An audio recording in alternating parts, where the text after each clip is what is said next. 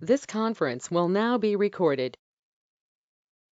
Okay, so last week when we connected for the first time, we discussed about the introduction, right? Introduction to cloud and introduction to AWS. So those are the initial preliminary conversation that we have had. We have just discussed about what exactly cloud and different models in cloud, what is the characteristics, advantages, disadvantages, and what AWS is offering, and how to create an account. We also discussed about what are the different AWS support plans that are available, and how to look at the support plan and so on. So we have just touched the basics. We have initially touched on the what do you call the introduction.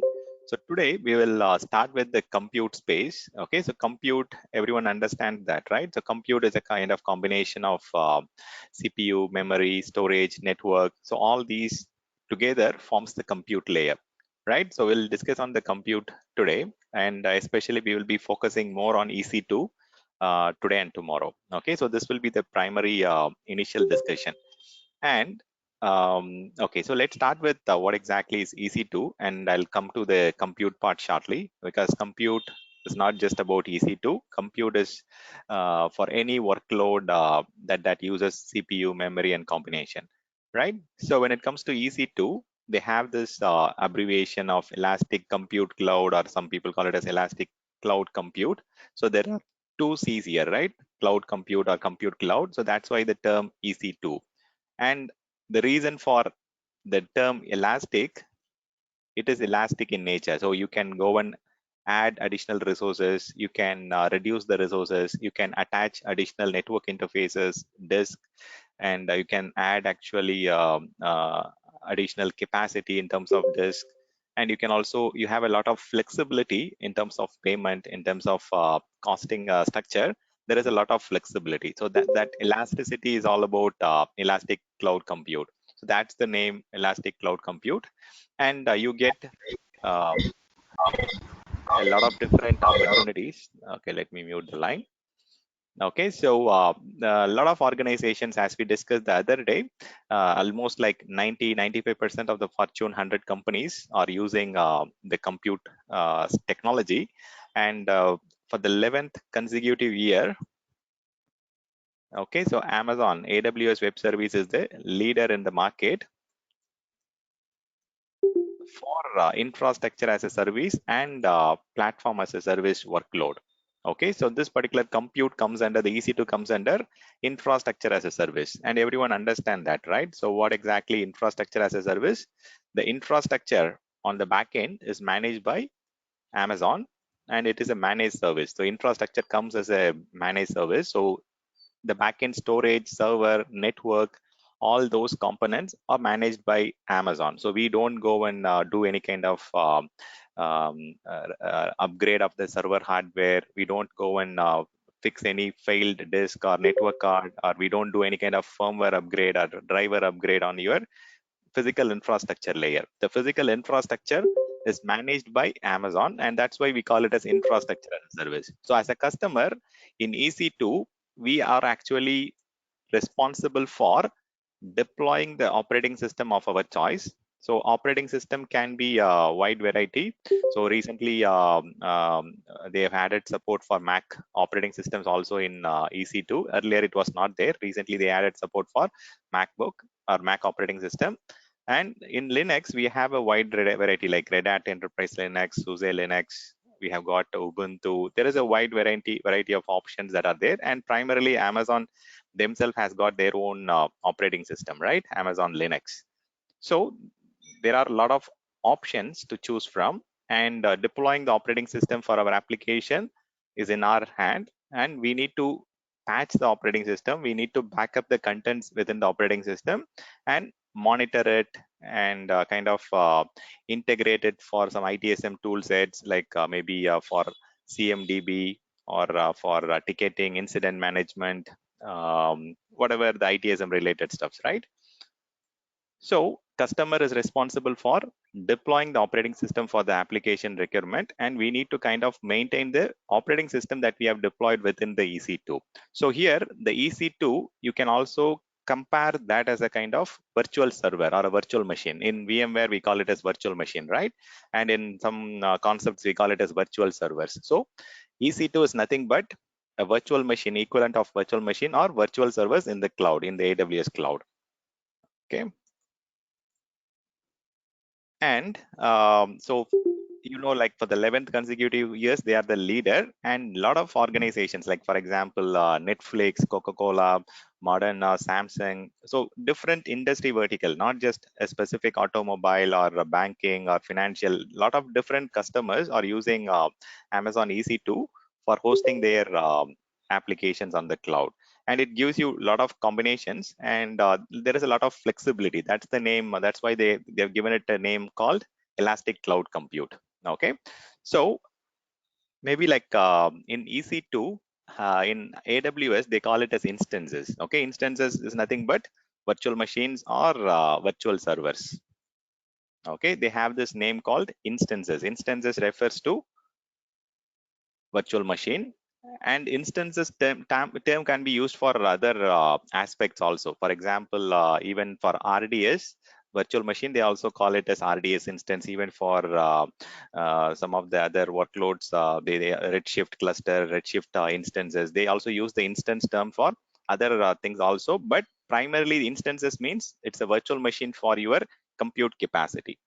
Okay, and again, by default, it is a managed virtual machine. When I say managed virtual machine, it's managed. The infrastructure on the back end is managed by Microsoft, sorry, Amazon, and it gives you by default secure and resizable compute capacity. Okay, you can go and choose whatever compute capacity you need. It can be any combination of CPU, memory, and storage. There are a lot of different instance types that are available. There are almost 70 plus different instance type that is available to choose from. Okay, and if you talk about different combinations, there are 400 plus instance types that are available. Okay, so there are 400 plus instance type available for your workload. Workload meaning it can be your business application or utility application and so on. Okay, so business application is for the primary core business, and utilities to support the infrastructure. For example, DNS, DSCP, your Radius server, your Jump server. So those are all utility systems, right?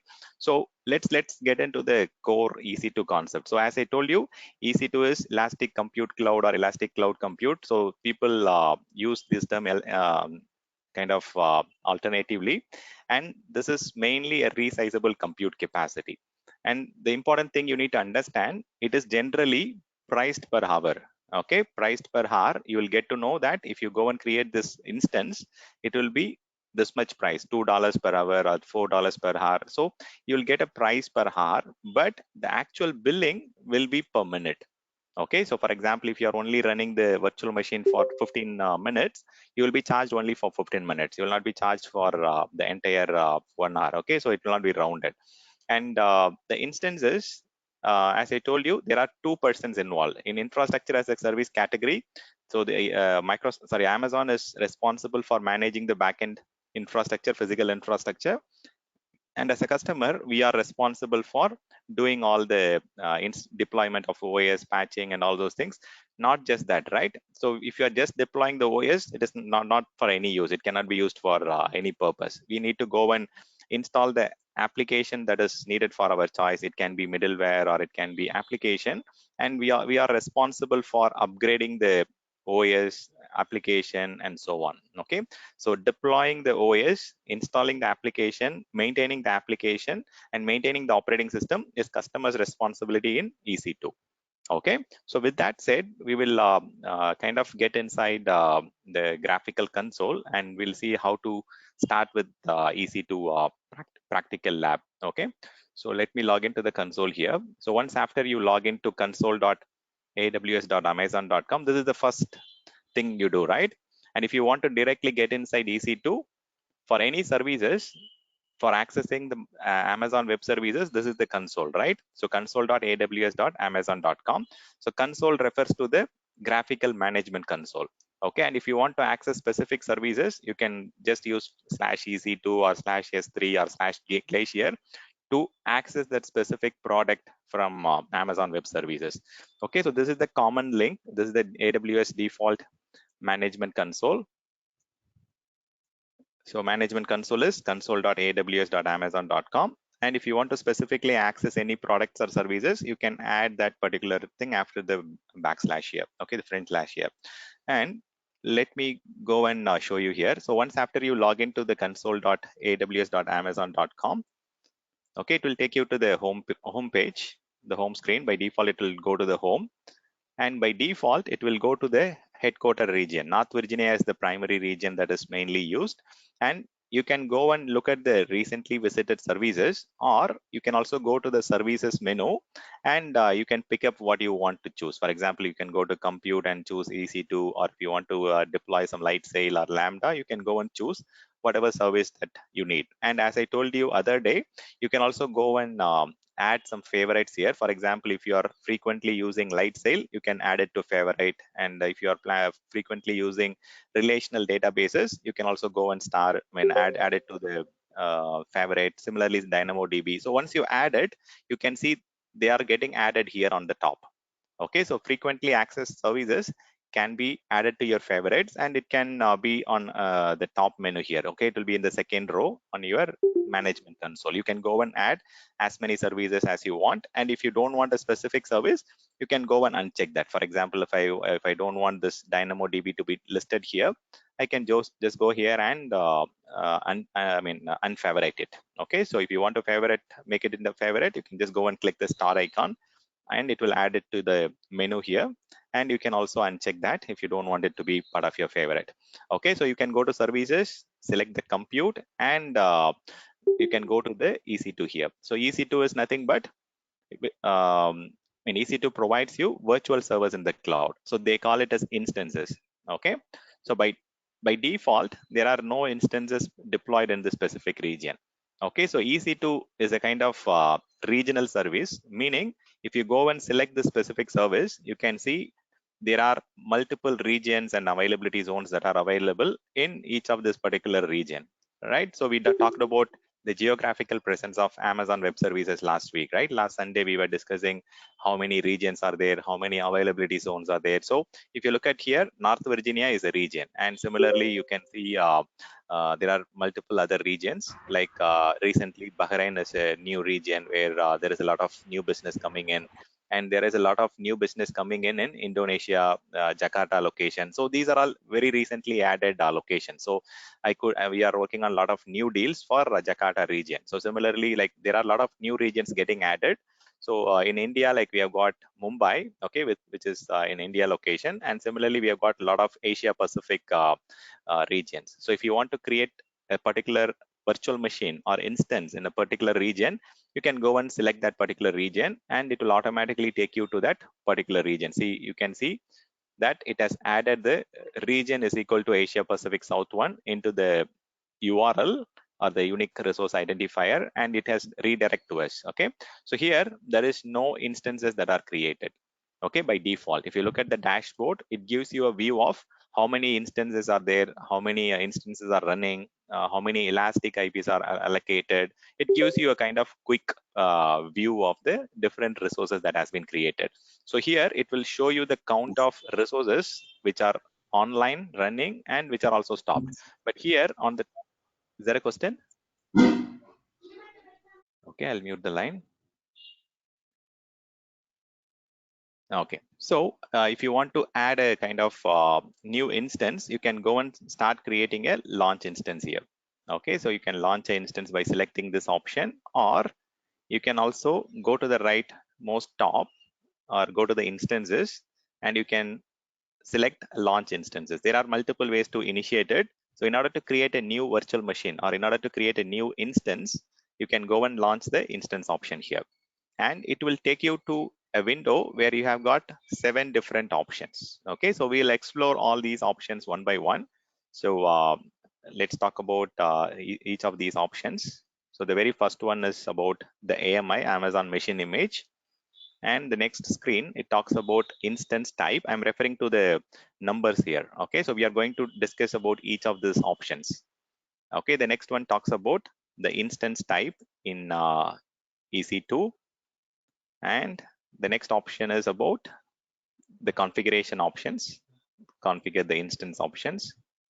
The next one is the storage option for EC2.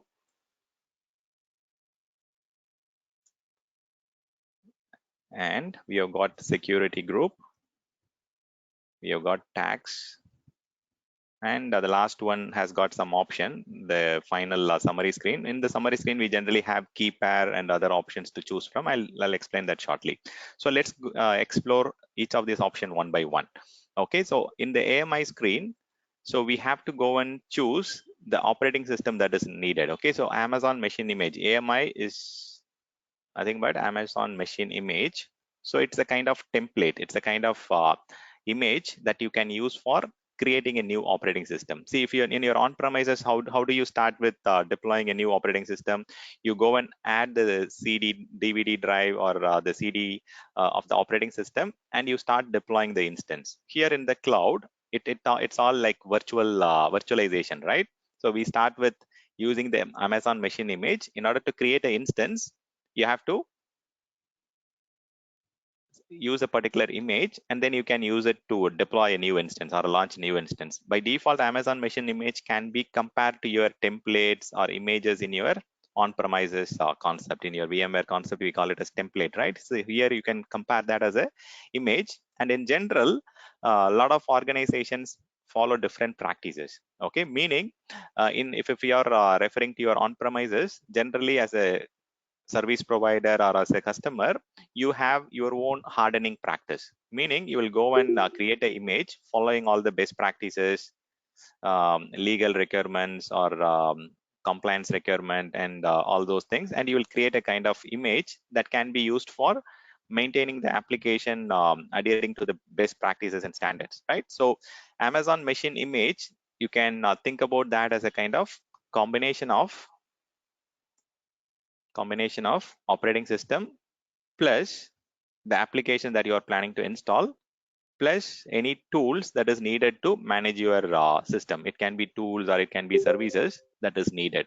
Okay, and in some cases you will also add up the configuration as well, meaning some organization might have some specific configuration requirement. So the password policy should be kind of 10 characters, or the minimum password age should be like 2 months. So there will be a lot of different security policies or configuration practices that is specific to your organization.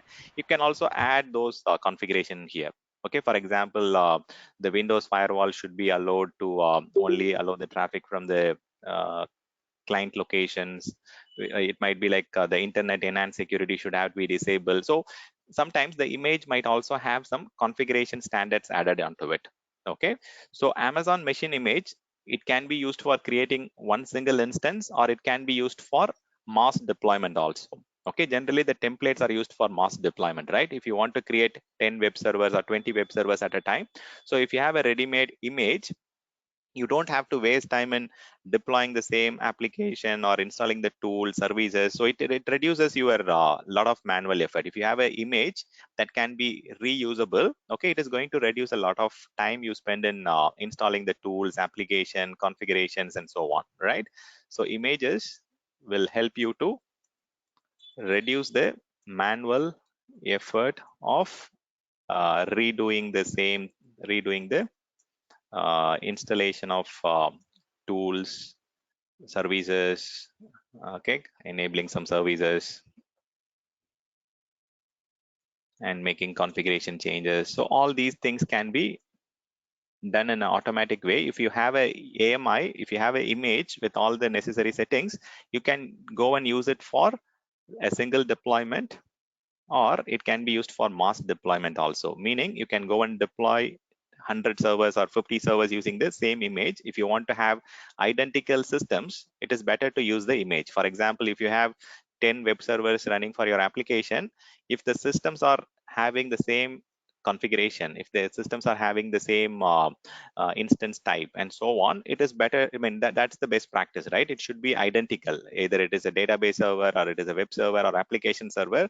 The configuration and the settings should have to be identical. How we can achieve identical, or how we can achieve the similarity by having a kind of common image for deploying all the systems, right?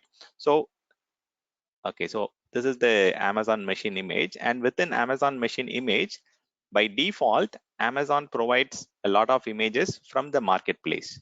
Okay, so the advantage of going with marketplace now is actually you can also reduce the time that you spend in creating a hardening image. Meaning, see, for example, if it is an on-premise environment, you go and create a gold disk, or you go and create a golden image, right? So what is this golden image will have? It will have the corporate best practices. It will have the operating system. So they will go and configure the security policy.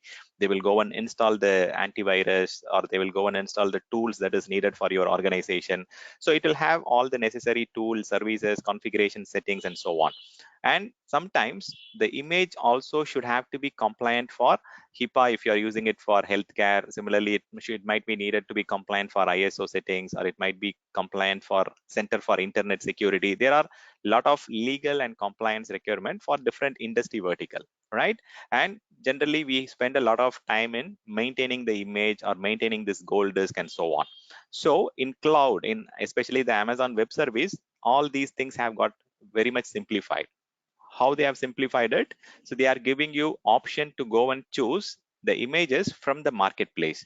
See, for example, if you are working for an organization in US, they might generally look for some kind of compliancy to meet some kind of CAS images, or they might look for some specific standards, right? See, for example, CAS stands for Center for Internet Security. If you are planning to run an operating system or an application server in the cloud, it has to be compliant for Center for Internet Security. If you want to achieve that in a much better way, what you can do is you can go to the quick start AMIs here. You can search for CAS images.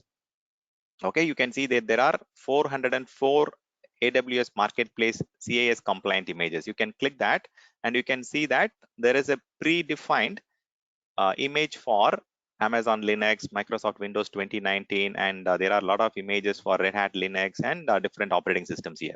So what you can do is you can go and select this image and you can deploy it. So this image is by default hardened in accordance with the associated CAS benchmark. Similarly, if you have different benchmarks, yeah, you can go and pick up this image and you can add whatever configurations you want to, and you can have your own images also. So this is mainly to reduce the time you spend in hardening the image. See, for example, what you generally do when you want to harden the image, you go to CAS website, and for example, if I want to create a image for Windows or Linux, okay, I go and pick up the specific image. Okay, let me just remove this one. Okay, I go and open up the CAS benchmark site. Here, we will have all the compliance standards or the benchmark standard that is needed for each of the operating system. For example, if I want to create a hardened image for Amazon Linux or CentOS or Windows, I have to go and download the specific settings, and I have to do it manually on the image that I'm preparing. See, for example, if I want to create a Windows 2016 image, I have to go and pick up this image. So this is CAS compliant, plus it is also STIG compliant. Okay, so there are two compliancy met in this particular image, sorry, in this particular configuration file. I have to download the PDF, and I have to go and look at each of the configuration settings from this file. And as the imaging team, I have to go and follow all the instructions. See, for example, just for one image, or sorry, one operating system, you will have hundreds of settings. For example, as per CAS, the password history should be set to 24 or more passwords. Similarly, like for each and every setting, there is a guideline from the Center for Internet Security. If you look at here, it is 1346 pages. Okay, it's a heavy document. So you might have to go and look at each of the settings, and you make sure that the image that you are preparing is actually compliant with CAS or STIX or different standard. Okay, so different organization, they provide the hardening mechanism on what is the best practice standard to make it compliant enough for that particular industry.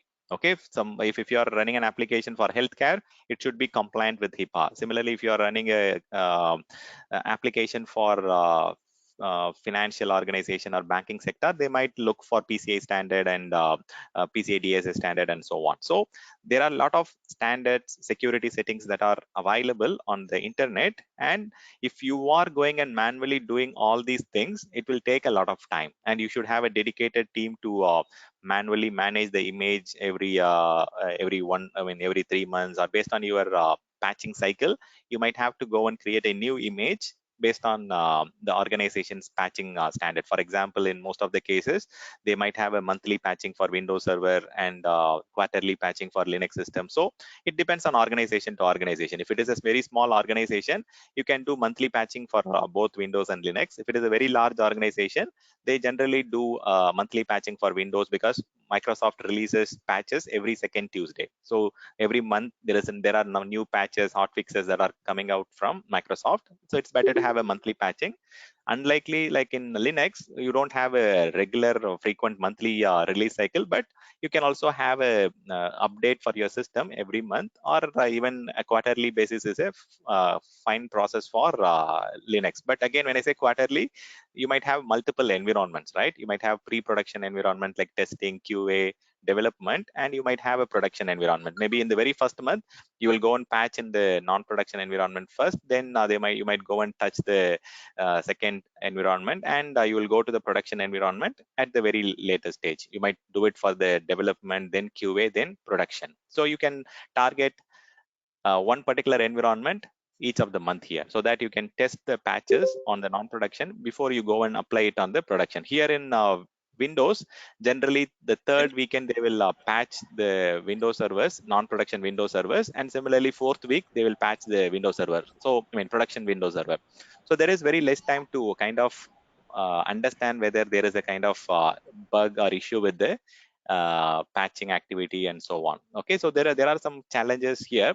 So in order to avoid all these things, what you can do is you can go and pick up the image from the marketplace, which is already compliant with the industry benchmark. So in this example, I'm showing you CAS benchmark. A lot of organization, automotive organizations, lot of healthcare organization, they already go and use the CAS benchmark images. So this is going to help you a lot of time in creating the image. It is going to help you with a lot of risks also, because CAS as an organization, they are doing a lot of validation checks before they are releasing this image in the marketplace. So they will go and check whether the image is fully compliant with the CAS settings, whether there is any vulnerability. They will go and scan the image using some tools like Tenableness or Qualys to check whether there are any vulnerabilities. They will have a kind of integrated cyber security scan mechanism, and once after the cyber security team approves the image, they will go and upload it in the marketplace. So all these things are simplified for you, and the difference is, like, if you are going and picking up an Amazon Linux from the marketplace, it might be um, uh, very less. But if you look at here, the CAS images will add additional $0.02 per hour. Okay, so there will be small minor addition, because the image is not coming from Amazon directly. Instead, it is coming from the CAS as a product provider here, right? Similarly, if you look at the Windows images, it will have an addition of $0.02. Okay, so it's very less, but still there is a kind of additional cost that is involved if you go and pick up this CAS images from the marketplace. Okay, so generally most of the organization, they have started following this practice of choosing the images from the marketplace, so that they can reduce the time that they are spending in creating a image which is having less vulnerabilities, which is compliant to some of the industry standard benchmarks and so on. Okay, so if I want to start in general, I need not go and choose the CAS images always. It is not always the practice, but you can go and choose the quick start images. By default, you can see there is a lot of quick start images that are available here, right? And if you look at the particular thing here, there are some images that are Yeah, free tier eligible. Stanley, Yeah, yeah, Stanley, sorry, sorry, a small interruption. yeah, yeah.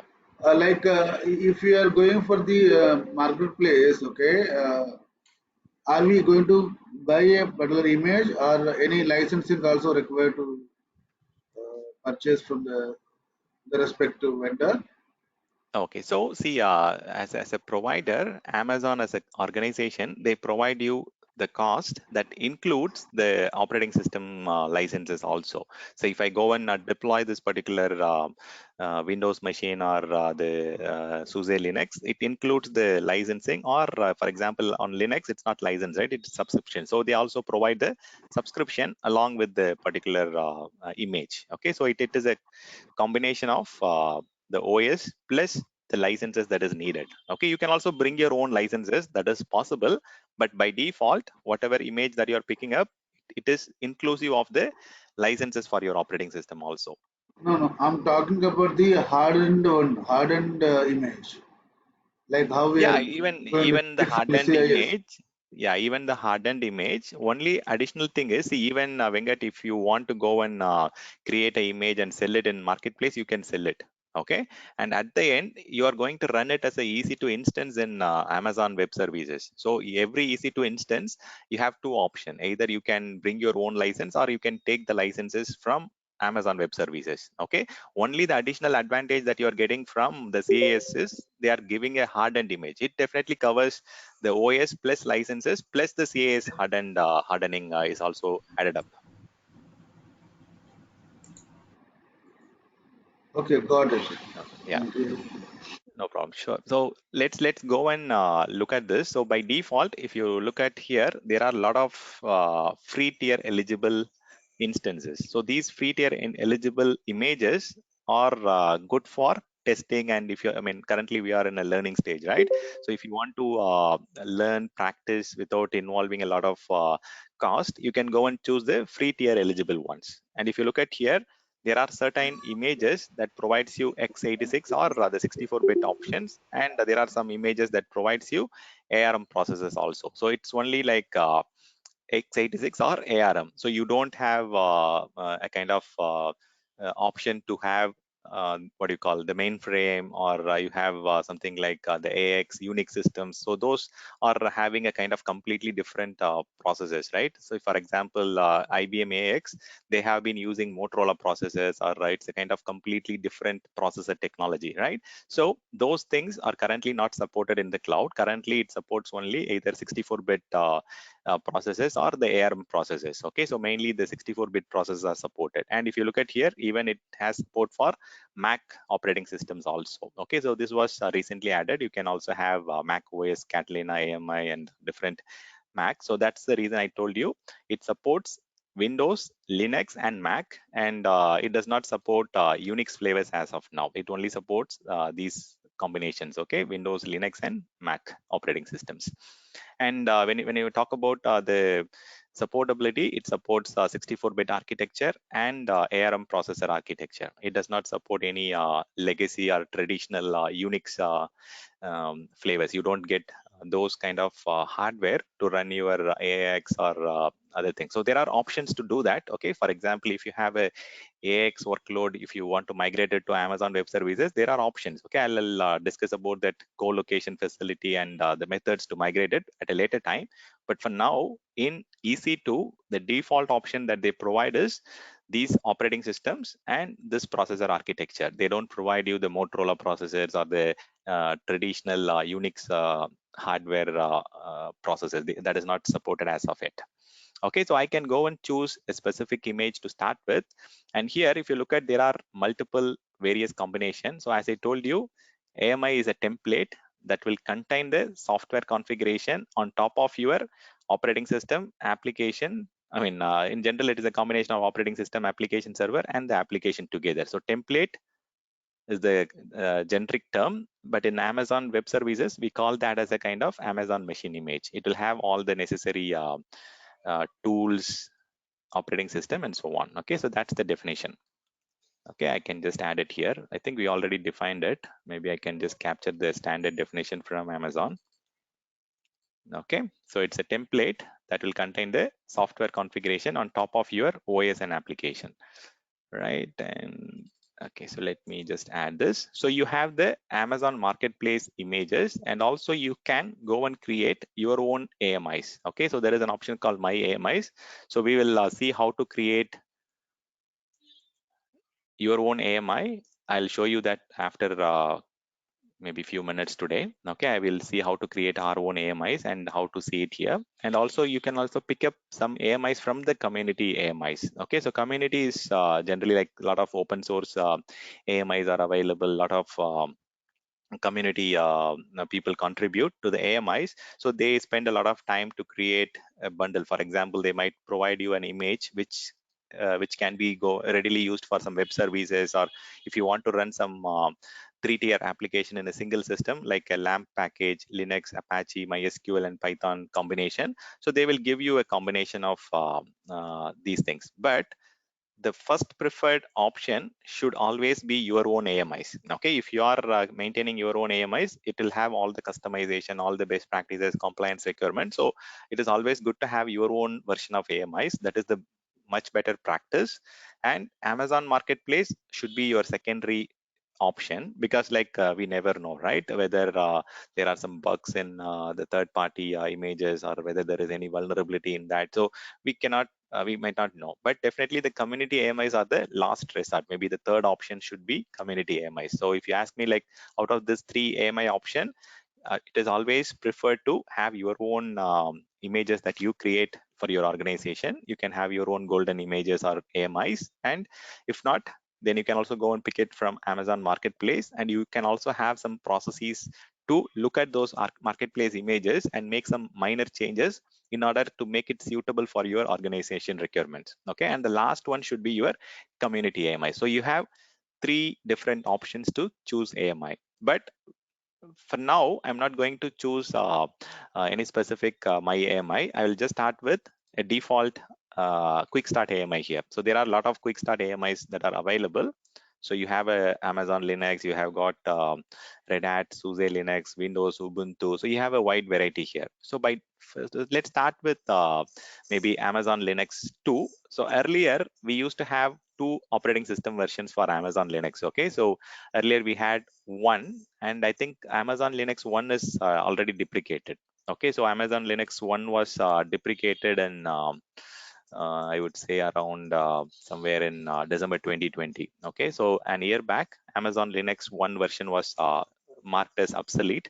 So you don't have the option to go and create a new Amazon Linux 1. Even the support is already closed off. Okay, so if you are deploying a new Amazon Linux operating system, you have to go and deploy version 2. Version 2 is the only one that is available. If you have some images that is very old with Amazon Linux version 1, you should not use it. Okay, so it's always preferred to use the latest version.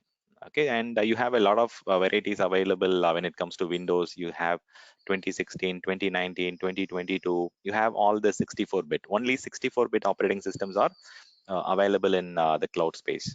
Okay, there is no option for 32-bit in the cloud, but there are some options where you can do a rehosting or a migration, but it is at the customer risk. Okay, so but generally it is like only the 64-bit operating systems that are available as an option to create from the quick start AMIs, or if you want to create a new EC2 instance, they only provide you 64-bit operating systems. Okay, and let me go and pick up one of the operating system here. And if you want to filter down only the free tier ones, you can select the free tier one. It is always a good practice to select this option so that you don't go and create something which is going to cost you, because we are in a learning stage now, right? It is always good to go and use free tier option so that you can create and practice with within the budget. Okay, so you don't have to spend anything if you are using the free tier eligible one. Okay, I'll go and select this AMI first. And once after you select the AMI, so this is a very tricky part. Okay, see, as a kind of beginner, there are three stages. Okay, I'll help you to understand this. So just be clear with this. Okay, so there are a lot of people with less experience, right? You are just a beginner, or you are just starting to understand the foundations of cloud, or you are exploring the fundamentals, right? So for you, at least to start with, you just understand what exactly the services are. What is AWS? What are the different products that they offer? What are the different services that they offer? Just try to understand the purpose of that. Okay, so you don't have to go into the configuration or the best practices. All those things is not required to start with. If you are planning to appear for AWS foundation exam or fundamental exam, just understand the basics of AWS products and services. That is the first step. Okay, and after that you can go and look at how to install things, how to configure things, how to modify to match the security settings, how to implement best practices and all those things, right? Best practices, how to implement certain standards and so on. So that is the second level. This is nothing but your sysops administrator level or sysops associate level. Okay, so that is the second stage. So for this you need a lot of practice, so you have to go and do whatever I'm showing you. Okay, so like how to implement a EC2, how to implement best practices, how to create a S3, how to integrate it with a different application, so how to create a lambda function. So all those things are needed if you are going to be part of the cloud ops team. So here in cloud, we call it as cloud operations team. They actually go and maintain the different products and services that is deployed in AWS. They generally make sure that it is patched, it is having the latest virus definition. They go and check whether it is properly monitored, whether it is properly sending the alerts, whether it has got integration to the ITSM, CMDB, or ServiceNow or Remedy or whatever for alerting and ticketing integration. So it's the general thing, right? You also verify whether it is properly backed up. If you have configured DR or if you have configured replication, you have to go and check whether it is properly getting replicated. So as a cloud ops administrator, your responsibility is to go and have a hands-on experience. You have to go and do things on your own, implement it, and make sure you understand each and every steps that is involved to deploy certain things and understand the configuration. Next level is to design or to it's a kind of understand how to select certain services, how to choose different options. Because like if you talk about instance type, there are 400 plus instance type combination that are available. As a solution architect, you have to understand how to choose something which is suitable for your application requirement, how to design a highly resilient environment, how to create a redundant environment by avoiding single point of failures, how to choose the instances that is suitable in terms of cost for the application business requirement or the business owner requirement. So that is the third level, right? That is the solution architect level. If you are part of a solution architect, then you need to understand what are the different options that we get within a particular product. Okay, so that's the next level, second level. If you are not understanding it the first time, okay, no worries. Okay, just try to understand the basics, fundamentals, and all those things. Appear for the foundation exam. Once you are clear with the foundation fundamentals, then start implementing things, then start practicing yourself. Appear for sysops associate, and then go for the solution architect associate level. Once you have 2 or 3 years of experiencing in doing all the implementation, solutioning, designing, then go and appear for professional level. That is the roadmap. Okay, the roadmap for professional certification should be 2 years from now. It should not be like 3 months, like how people in India do. They go and read the dumps and complete the exam. That is of no use, right? So you have to go one step at a time. So not everyone are having exposure to cloud, right? Maybe some of you are just beginners. Some of you are just starting to understand. For you, you need to understand what exactly EC2. It is a virtual machine. What exactly AMI? AMI is a template to create a new EC2 instance. So you have to just understand the preliminary thing, the foundation thing.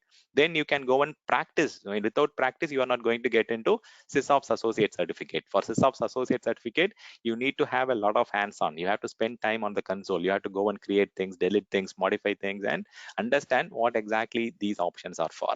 Now, we are going to discuss on instance type. This is needed for a solution architect. If you are a solution architect, you will go and discuss with the business owner. You will go and talk to business owner, and you will understand what exactly they are planning to run in cloud, or what exactly they are planning to run in that particular EC2 system, right? So EC2 as a service or a product, it offers you a lot of combination. It provides you a combination of what you call resources. When I say resources, It can be CPU, it can be memory, it can be a network interface card, it can be storage. So it is a combination of resources. EC2 provides you wide variety of combination. As I told you, it provides you 400 plus varieties of combination. So there is a wide selection of instance types that are available, and they are optimized instances, meaning they are fine-tuned for specific use cases. They are fine-tuned for specific requirements. Okay, so these are all optimized instance type. So when I say optimized instance type, you have different application requirement, right? So you have a need for web servers, you have a need for some kind of small code repository servers, you might have to run some kind of squid proxy systems, or some kind of network appliances might need to be run on the cloud. You might have some small application systems, you might have some small DB servers. So there are a lot of things, right? These days you might go and do a testing or test server, or a proof of concept server. You might go and create a development server. You might have some small line of business application, and in some cases you might have a very highly requirement like relational database servers, which need a lot of memory capacity. So there might be a lot of requirement for application systems that needs more compute capacity. Or right, you might go and create a small gaming server that needs a lot of compute power. So there are a lot of different applications that comes in front of you, and you need to understand what is the type of application, what exactly it will need, whether it will need very high compute capacity, whether it will need very high memory capacity, whether it needs a lot of storage IOPS or storage throughput, whether it needs some kind of specific graphics requirement, whether there is some kind of high performance compute, there is the need for that. So you need to understand the application requirement. Okay, so you cannot go and assume things, but if you are assuming things, you have to capture that in the assumption tracker. If you are creating a high level design document or low level design document, go and say that the application owner is not clear with the requirement, so hence we are going with the assumption and we are going with this particular instance category. Okay, you have to clearly capture the deviation, you have to clearly capture the assumption in the assumption tracker in your design document. So Amazon as an organization, they are providing you a lot of instance type. So for example, they provide you something general purpose instance type that can be used for anything that is general purpose. So from the name itself, you can see that it is for general purpose workload. If you don't know that whether it is going to be a CPU intensive, or if it is going to be memory intensive, if you don't know that particular application behavior, if you don't know the application use case, then you can go and choose the general purpose. General purpose has the combination of balanced CPU, memory, and storage. Okay, it will have all three things in a common balanced ratio. It will not have one thing higher, one thing lower. It will have a kind of common baseline. It will have a preliminary baseline where that's why they call it as general purpose. Okay, it's a combination of balanced amount of CPU, memory, network, and storage. Okay, so that is the basic preliminary thing that you generally start with. If the application owner doesn't know that, if it is going to be CPU intensive or memory intensive or storage intensive, then you go and choose the general purpose to start with, and you can change this at a later time. This is the baseline, what do you call, this is the starting one.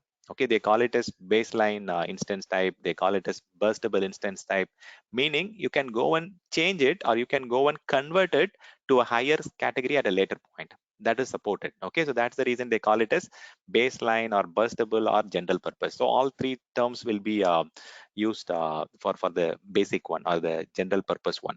Okay, so here if you go and look at the instance type, you can see that there are different instance family here. Okay, if you want to understand the instance family, from the characters, you will have maybe some denoters. For example, C stands for compute optimized. Similarly, I stands for IOPS optimized. G stands for graphics optimized. M stands for memory optimized. Similarly, here R stands for again RAM. Okay, memory optimized. So there are some characters through which you can go and identify what exactly the instance family is all about. Okay, so compute optimized will start with C. Okay, C stands for compute, and compute optimized instances will start with C actually, and then similarly the memory optimized or the RAM optimized will start with R. R stands for RAM, right? Similarly here C stands for compute. Okay, I think it is going and taking the trademark. So I'm not referring to the trademark, but still I'm okay. Let's see. Oh, again, it is taking. That's fine. Okay, so starts with C, and here it starts with RAM. Okay, so it starts with R. Similarly, the storage optimized, it might start with IOPS. Okay, so starts with I, or there are some different grouping. I'll explain that shortly. And similarly, graphics optimized, it will start with G. Okay, and so on. Okay, and you have to understand one more thing here. If you look at a specific family, for example, if you talk about R category, like see, there are a lot of things, R3, R4, R5, and so on. So there is a purpose for this. So if you select the R3, the R3 will be referring to the technology. Like for example, it might be using the memory technology DDR3 or DDR4. So based on the technology behind. Okay, so R3 might be a kind of little the previous technology. R4 is the latest technology, so it is referring to the technology behind. Okay, so for example, R3, it might be, okay, this one, right? So R3 refers to, for example, this particular 3, it refers to the technology. Okay, so DDR3 or DDR4, so you guys know that, right? Dynamic RAM. Okay, so technology. So the 3 stands for technology, or the, maybe you can also say sometimes it is the version. Okay, latest version or older version. And you can also see a t-shirt size here. Okay, so for example, you can see that there is a dot large, dot extra large, dot 2x large, 4x large. So people call that as a t-shirt size. Okay, so the dot large,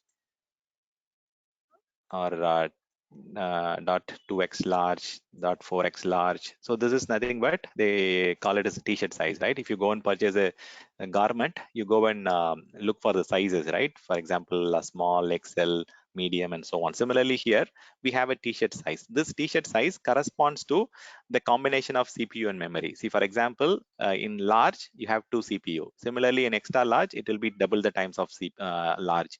So if it is 2x large, it is 2 times the extra large. If it is 4x large, it is 4 times the extra large. So that is the number here. Okay, so the vCPUs will exponentially increase based on the t-shirt size.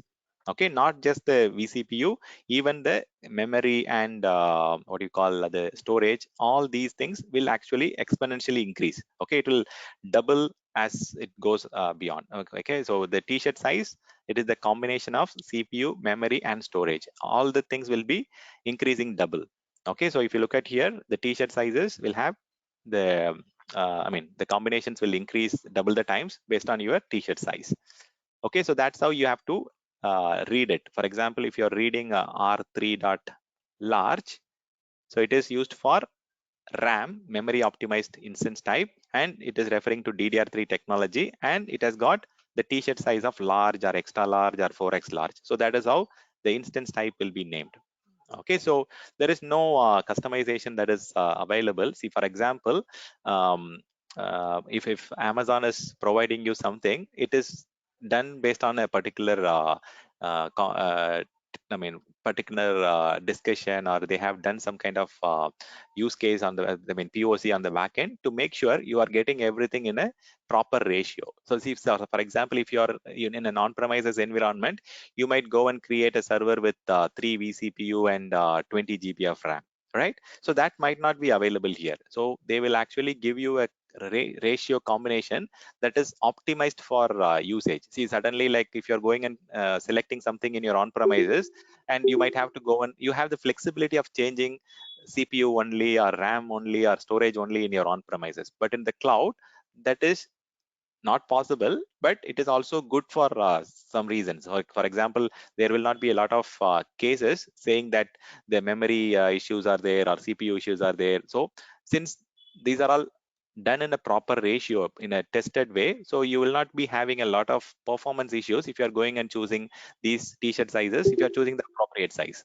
Okay, but for your question, Vimal, there is no option to go and just have 20 GB of memory based on your requirement, or maybe 40 GB of memory. You have to go to the next t-shirt size that is available. That is a kind of disadvantage, and an advantage is also there, because there is a hard push from the vendor. You go and use this. Otherwise, there will be a lot of performance irrational behavior on the system, right? So it is good to go with this combination. So by default, you don't have the option to go and pick and choose something based on your application requirement. If the application owner is saying 40 GB is needed, then you have to go and pick up the R3.2x large only. So I mean, because you cannot go and choose something which is lesser than the application team's requirement, right? But you might have some other family which is providing it. For example, if you go to R4, you might get something very closer to that. Okay, so R5 might give you something very closer. Okay, you have to check all the different possible combinations. Okay, so always it's a best practice to go and choose the current generation. Okay, so always go and choose the latest generation only. So that's very, very important. Why I say that? So if I go and choose something at a very old generation, the cost might be higher. People, many solution architects, they have this wrong assumption, meaning they are thinking that if they go and choose something from old technology, they will go and get it for less price. It's not the case. Okay, so for example, if I go and run something on mainframe, the technology is outdated now. The people who are skilled for the traditional technology or the legacy technology are also very hard to find. Okay, so if you're going and choosing something very old in terms of hardware or operating system or technology, there is a lot of room for unavailability of the product. For example, if you're using old technology hardware, finding a replacement is very tough, right? So always go and choose the latest generation. Current generation is the recommended option. Always choose current generation in the instance family. And as I told you, it's a EC2 provides you a lot of wide varieties. It is a kind of combination of CPU, memory, storage, and network capacity. Okay, so go ahead. If there is a question, please ask. I mean, when you refer to current generation, you're referring to the technology or version, right? The number is what Correct, you're the referring to. technology. 3, 4, Yeah, 5. yeah. No, Okay. no, it might be relating to that. Sometimes it is referring to the back-end hardware technology, sorry, hardware generation. See, for example, if you're referring to some virtualization, it might give you latest virtualization platform. So if you are talking about Azure, Azure has got Hyper-V, old generation, latest generation. Even if you're talking about VMware, vSphere, you have a lot of latest family or virtualization generations, right? So if you go and choose the current generation, it might have been recently prepared in terms of physical hardware, in terms of virtualization platform, in terms of firmware, driver, all those things. It's not just about one particular thing, not just about the memory or CPU. It is across the board, across the resources, compute resources.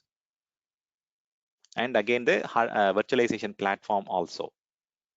Okay, always good to choose the current generation. Okay, so on the back end, infrastructure as a service is what you are going to get, right? When we say infrastructure as a service, you are getting server, storage, network, and the hypervisor combined together as a package, right? So always go and choose the current generation where you will get all the latest features. For example, online addition of storage capacity, or online changes of some kind of addition of network cards and so on. Is it possible to change or move from one? Yeah, it is definitely possible to change from one family to another family. But the important thing that you need to understand, see, if you're changing from R5 dot large to R5 dot extra large, the current hardware, if it has capacity to accommodate these changes, it will be very quick. Downtime is definitely needed if you are changing from one instance type to another instance type. But if you are changing from one family to another family, it has to move from one hardware to another hardware. The reason I say that, see, for general purpose, Amazon uses these kind of processor technology. They might be using Intel AVX or Intel AVX version 2, or it might be using Intel Turbo technology processors, or they might be using Intel Broadwell processor, just for giving you a kind of low cost for the general purpose.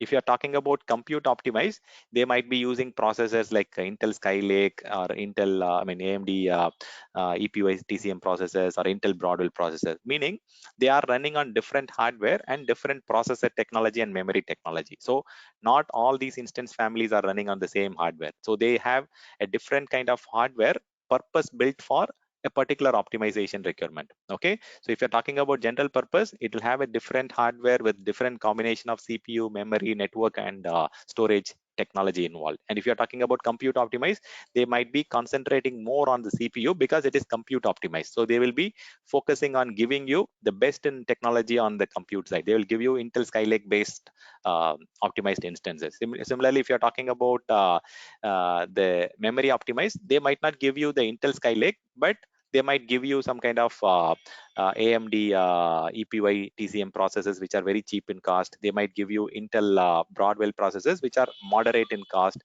because you are looking for memory optimization here. You are not concerned about compute here. So they will go and pick and choose, which is which helps you to kind of reduce the cost or manage the cost to the optimum level. Okay, so in compute optimized, their focus will be on choosing the best technology processor. If you are going and talking about memory optimized, they will be choosing the best memory technology. But on the other side, in order to balance the cost, they might be using the processor technology which are moderate in performance and moderate in cost also. Okay, in general purpose, they are using these technology processor. And for your question, Vimal, if you are migrating from one instance type to another instance type, the downtime required will be double or triple the times. For example, you might need 10-15 minutes to 20 minutes, or sometimes 30 minutes also is needed if you're converting from one instance type from one hardware to another hardware.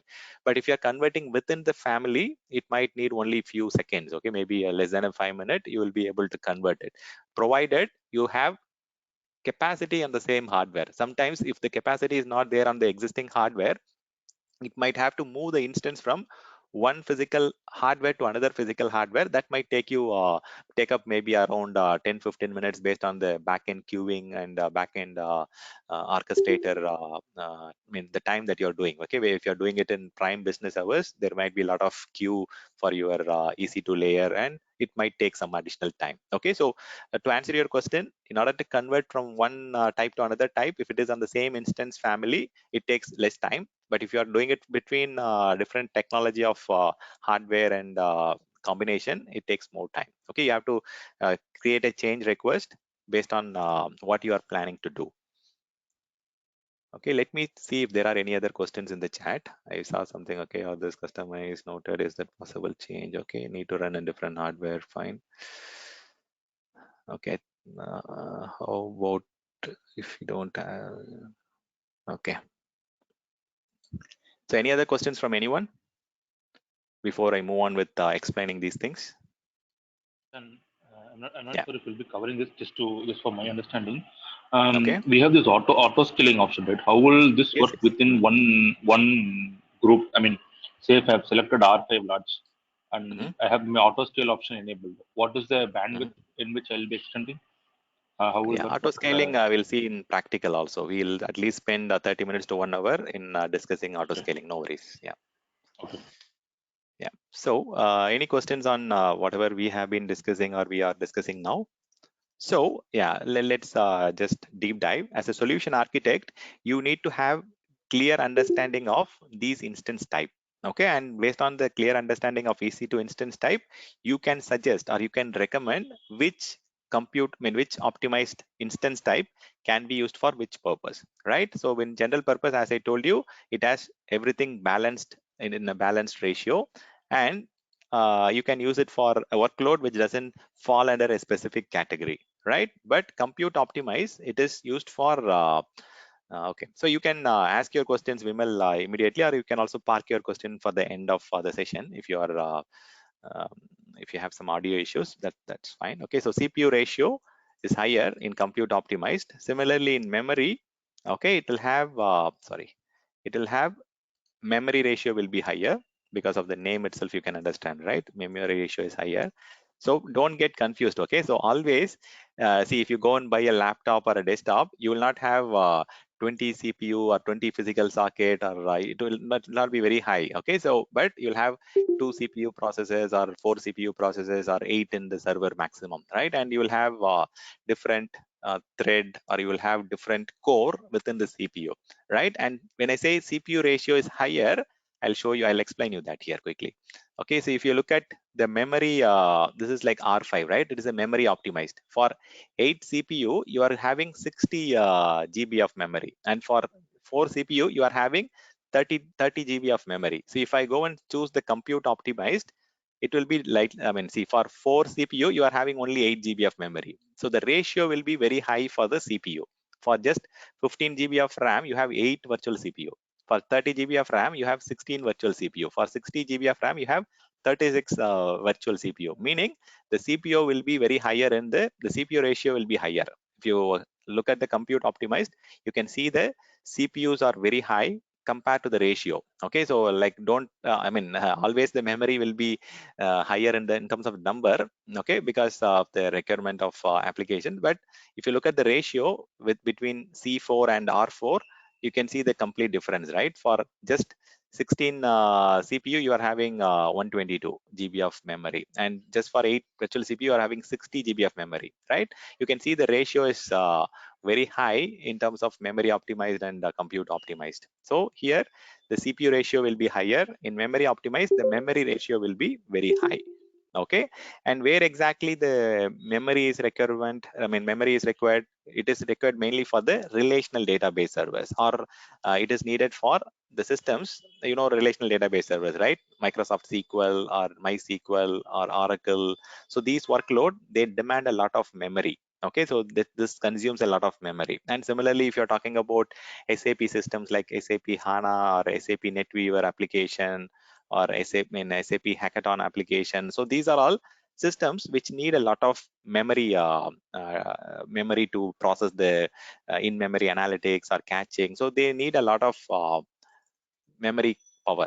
Okay, so they need a lot of in-memory analytics, or to process, it needs a lot of catching and all those things. Okay, so in general, if someone is asking a server for mid-size to large size database server or SAP systems and so on, always recommend memory optimized. If someone is asking for application server or mid-size web server or mid-size application servers, then go and give compute optimized. Compute optimized is needed mainly for application servers, or maybe even for if you are planning to run some lot of batch jobs, or you are planning to run some batch processing systems.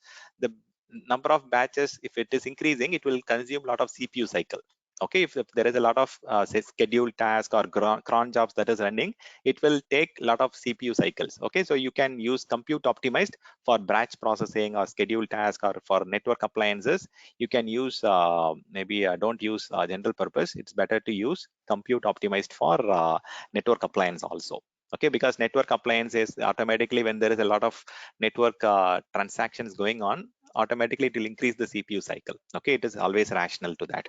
Okay, so understand the business requirement, application requirement, and suggest which one can be suitable for what requirement, right? So this is like at the solution architect level. As I told you clearly, if you are not able to understand, this is needed at a later stage, not immediately. Even you can go through this recording later when you are planning for solution architect associate level exam. Don't get you make yourself confused. If you are able to understand, it is very good. Okay, and if you are not able to, you can always refer this session at a later time when you're preparing for solution architect associate level.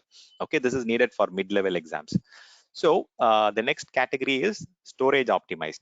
It is like the disk one, right? Sometimes it starts with I, or sometimes it starts with D also, disk, right? D for disk. And sometimes if it needs a lot of IOPS, it also starts with I also. So always storage is measured in terms of IOPS metrics, right? So you always ask like how much read write is supported, how much input output is supported per second, how much latency. We always measure it using the read write, right? Read write, how much read is required, how much write is required. So all these things. If you are looking for an application where there is a lot of IOPS, there is a lot of read write transaction happening, just for example, like in a big data system, there will be a lot of read write happening. Even in a data warehousing system, there will be a lot of storage reads and writes. For example, if you are using it for AI application or machine learning application, or for some kind of online transaction processing application, all these application, it needs a lot of storage processing. It needs a lot of data input output, or data read write, even for not only SQL database like Cosmos DB or Cassandra database or MongoDB. So all these are storage intensive applications. Even for a Redis caching server, it will look for a lot of storage optimized technology. So if you are looking for a technology that is suitable for these workload, you have to provide suggestion to choose storage optimized. Okay, generally the suggestion should come from the application owner only. If they are not clear with what exactly to choose, as a solution architect, as an infrastructure architect, you can go and suggest this might be suitable because of the workload nature. Okay, not always it might be supporting the use case, but most of the cases you need to kind of provide some recommendations and best practices standard.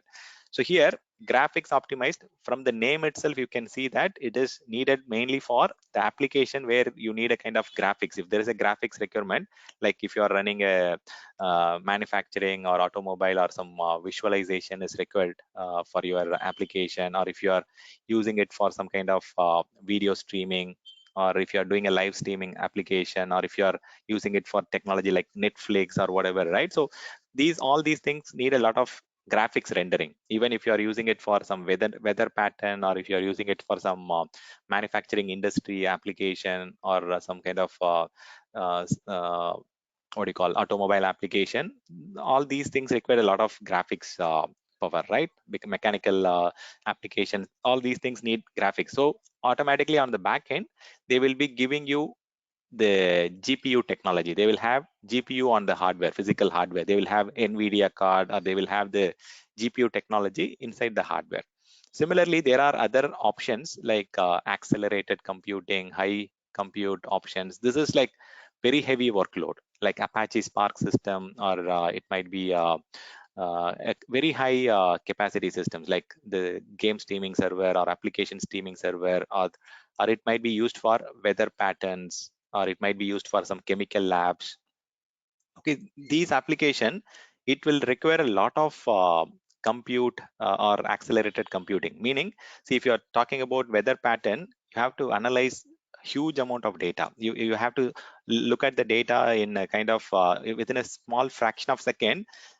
Huge amount of data will be processed there. Even if you talk about chemical application or chemical labs, these application will process a lot of compute. It will need a lot of compute. Even if you're doing some genomic research, or if you are doing some kind of R&D labs, all these application will require a lot of compute power, or at least we can say accelerated compute, high performance compute power for all these use cases. In on premises, you might have heard about the MPI application or Apache Spark systems, right? So all these workload can come to this accelerated computing. So you might also have heard about multiprocessing or MPI applications.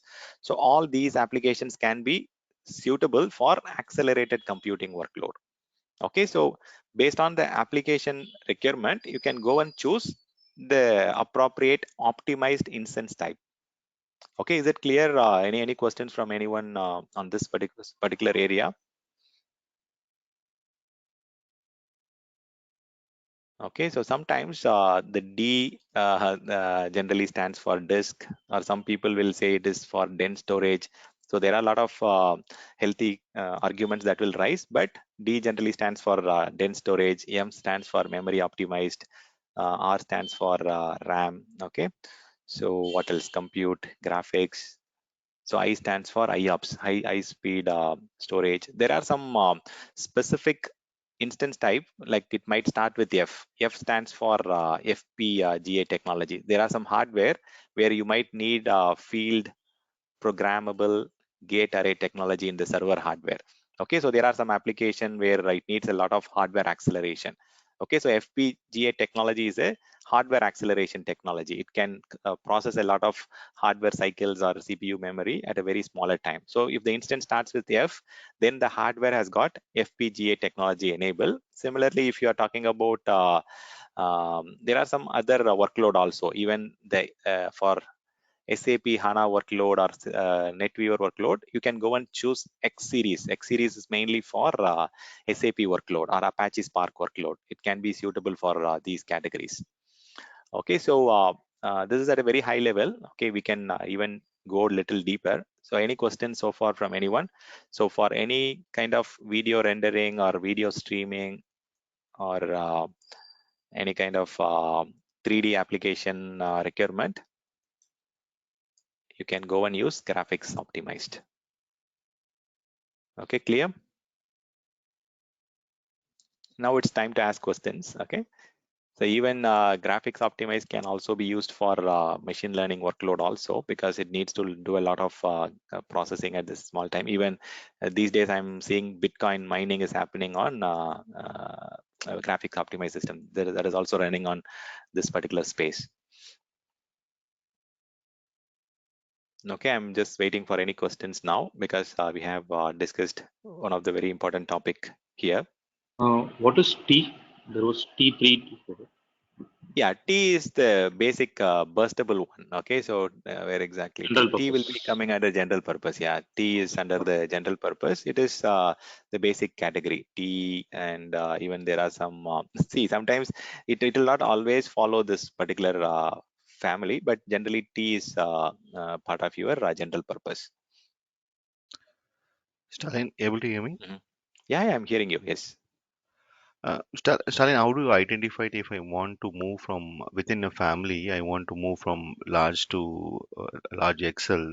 So how do we determine that whether we have a feasible in the hardware, physical hardware? Is it No. Physical hardware visibility is not available for you. See, for example, if you are currently running it on C4X, 8X large, you can see the options that are available to convert. For example, I have the option to convert it to R4 extra large. So if I choose something else, for example, currently I'm using see, I'll create one system and I'll show you. After you create it, so the options that are grayed out cannot be converted. So it will show you only options that can be converted to. Oh, okay, got it. Yeah, So we have an option to convert that will allow to check in the background and it will yeah. optionally It enable. will give Okay, you got it. option only to convert to a specific family. So other options will be grayed out at a later time. Yeah. Got it, Stan. Okay. No problem. Any other questions from anyone? Also, you need to understand a little bit on the kind of supportability in terms of network interface card. Not all the categories will support a lot of networks. See, if they are giving you 25 gigabyte speed, meaning they will give you a lot of network interface card supportability. Okay, so you also need to look at the network performance. Sometimes some application will need a lot of network capacity. If it is front end and it is processing a lot of incoming users or incoming requests, then you might also think about giving a instance that is suitable to support the network level workload. Okay, so yeah, that's the thing. Instead, the ratio will be taken based on the family, or do we need to define uh, the ratio of okay, PCB and memory? ratio is based on the family, right? As I told you here, it is predefined. Okay, so for example, these ratios are predefined by Amazon and you have to go and choose it. Okay. Yeah, I have covered almost everything. Stanley, Yeah. can we yeah, sorry for the interruption. Yeah. Can we go to other family in middle of the the production due to Yeah, downtime is the needed. Downtime usage? is needed. Downtime is needed, even just to convert it within the family also. Okay, even if you want to convert it from R4 to R5 or R4 dot large to R4 extra large, definitely downtime is needed, because it is going and making the changes at the hardware level. See, whether if you want to realize the benefit, or if you want to get the maximum performance, then you need to bring the operating system down and reflect the changes. So definitely downtime is needed. But Okay, so if you are changing it from, it will not yeah, impact anything OS side, right? no, it will not impact any configurations, or all those things will be intact. Whatever you have in terms of OS and data and configuration, all those will remain the same.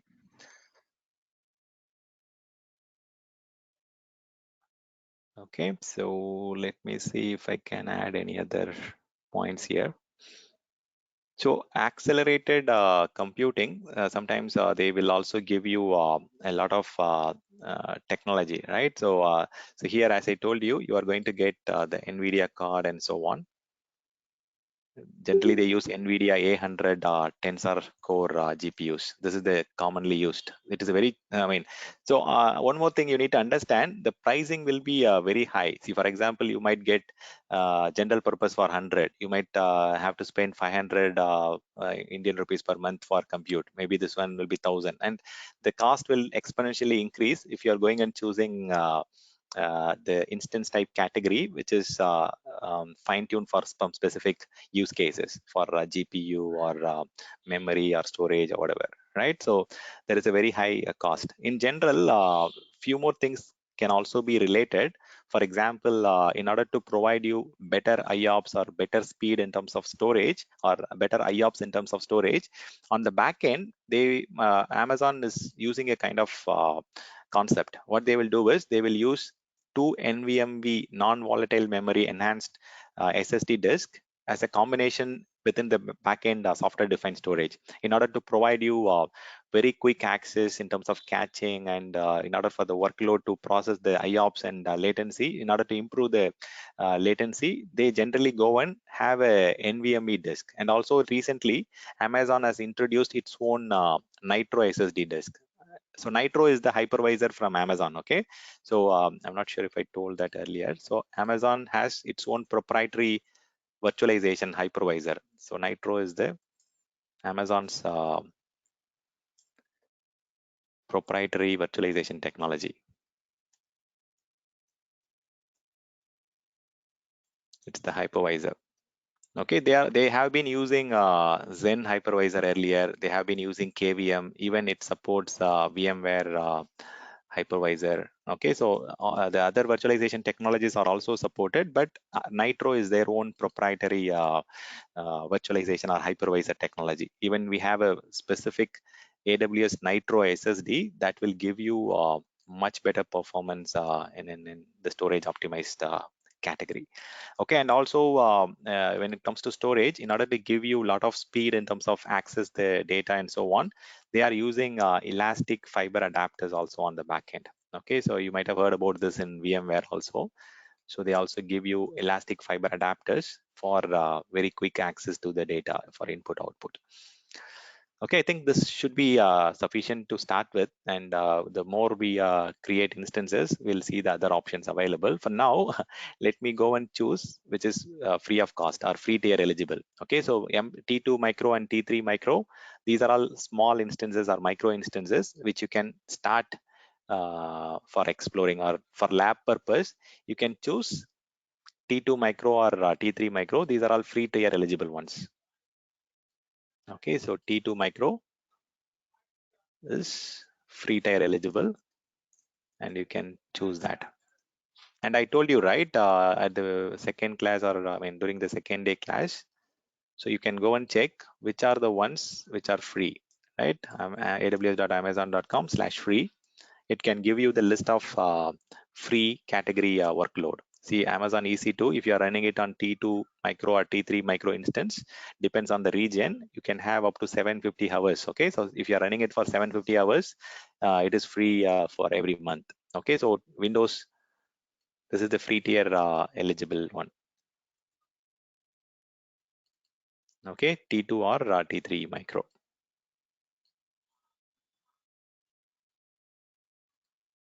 You can choose either T2 micro or T3 micro. So that is the only one we are going to choose on the second screen. On the choose instance type, now I'm going to choose T2 micro. So I'm going to create an instance with one virtual CPU, 1 GB memory, and EBS volume. I'll explain the EBS volume later. Okay, let me go to next screen. And here we are going to configure the instance based on our requirement. Okay, so here we are going to the third screen now. Okay, so configure instance is mainly for based on our requirement, we'll go and configure it. So the very important thing that you need to understand that Amazon EC2 provides you a lot of option to purchase the instance. Okay, meaning I'll just help you understand that. Maybe before configuring the instance, we'll discuss a little more. This is again for the solution architect, okay, not for the beginners. EC2 purchasing options. Okay, so easy to purchasing option, by default, anything that you go and create, it is based on on-demand pricing. Okay, it is pay as you go pricing. So you go and run it, and based on your consumption, at the end of every month, you will have to go and pay for the usage, right? That is the default pricing model. Pay as per usage or consumption model. This is the default model in cloud, right? For any workload that you create, pay as you go model or pay as per consumption model is the default model. That is the on-demand one. If you're not okay, so this model, the pricing will be there is no long-term commitment. You can create it, delete it as and when you want. There is no specific hidden charges. If you delete it tomorrow and create it today, and if you want to delete it evening, you can do as per your requirement. But if you are talking about workload which you have planned for running longer time, okay, if you are talking about long-term workload, for example, if you are planning to run it for 1 year, 3 year, 5 years, it is better to go for a specific category. Okay, so if it is a short-term workload, okay, and you don't have plans to run this application for a longer time, then you can go for on-demand. That is the best option. But if you are planning to run it for a long term, there are multiple options. You can go and purchase savings plan. There are two savings plan available. One is called compute savings plan. You can go and purchase some specific CPU memory combination. You can go and commit to a consistent usage, and if you are going and purchasing it for 1 year, you will get almost 33% cost saving. If you are going and purchasing it for 3 year term, you will get around 55% cost saving. So you can go and purchase the compute savings plan, or also you can go and purchase EC2 savings plan. The difference in these two plan, if you are going and purchasing EC2 savings plan, you can use it only for EC2 instances. But if you are going and purchasing compute savings plan, you can use it for all the services under the compute category, right? The EC2 or batch or AWS Lambda, for all those things, you can use the compute savings plan. So there are two savings plan available. If you are purchasing savings plan, this can give you a lot of cost reduction.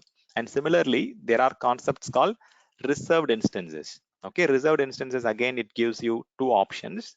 One is the standard reserved instance, and the other one is the convertible reserved instance. Okay, I know these are all solutioning thing, but still, if you are able to follow me, that's good. Okay, convertible reserved instances.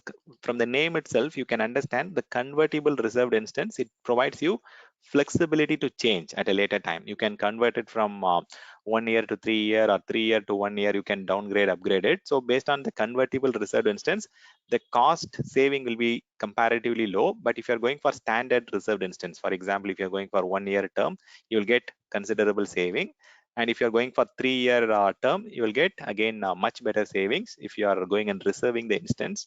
And what you are doing here, you are going and committing to Amazon Web Services that you are going to run the system for a longer time, so that Amazon Web Services as an organization, they can plan for their workload for the future expansion requirement. If there are some customers who have committed to run for a longer time, then they can plan their backend infrastructure accordingly. But you have, see, there are some specific things that you need to understand. If you are committing to 3 year, and you are planning to terminate the instance in end of second year, or end of maybe after 16 months or 15 months, you are planning to decommission, then there are early deletion charges or early termination charges. So like it's like a pre-closure in your loan, right? If you are going and getting a personal loan or a home loan, they will charge you pro rata basis, right? Pro rata charges will be applicable if you're doing a pre-closure or early closure. Similarly here, you have committed to Amazon Web Services that you are going to run this EC2 instances for 3 years, but you want to terminate it by end of 2 years. So the cost, you need not pay for the complete 3 year compute capacity. Instead, you have to, you have already paid for 2 years, and now you have to pay for 1 year pro rata charges. So there is a kind of, you can consider that as a fine also, fine amount, or for early deletion, they are charging you some pro rata amount.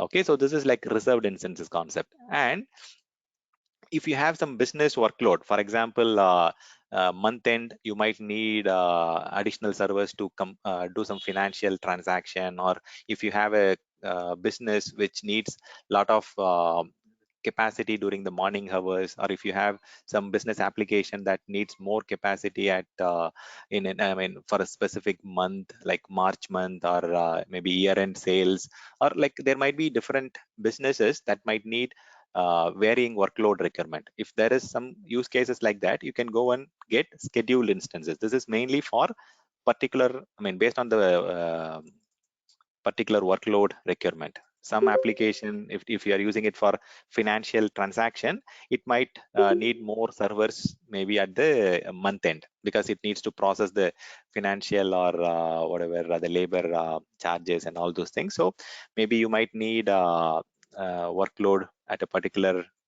day, or a particular time of a month, or a particular time of a day, or a particular month you might need more capacity. You can go and schedule the instances based on your forecasting, based on your historical trend or historical pattern.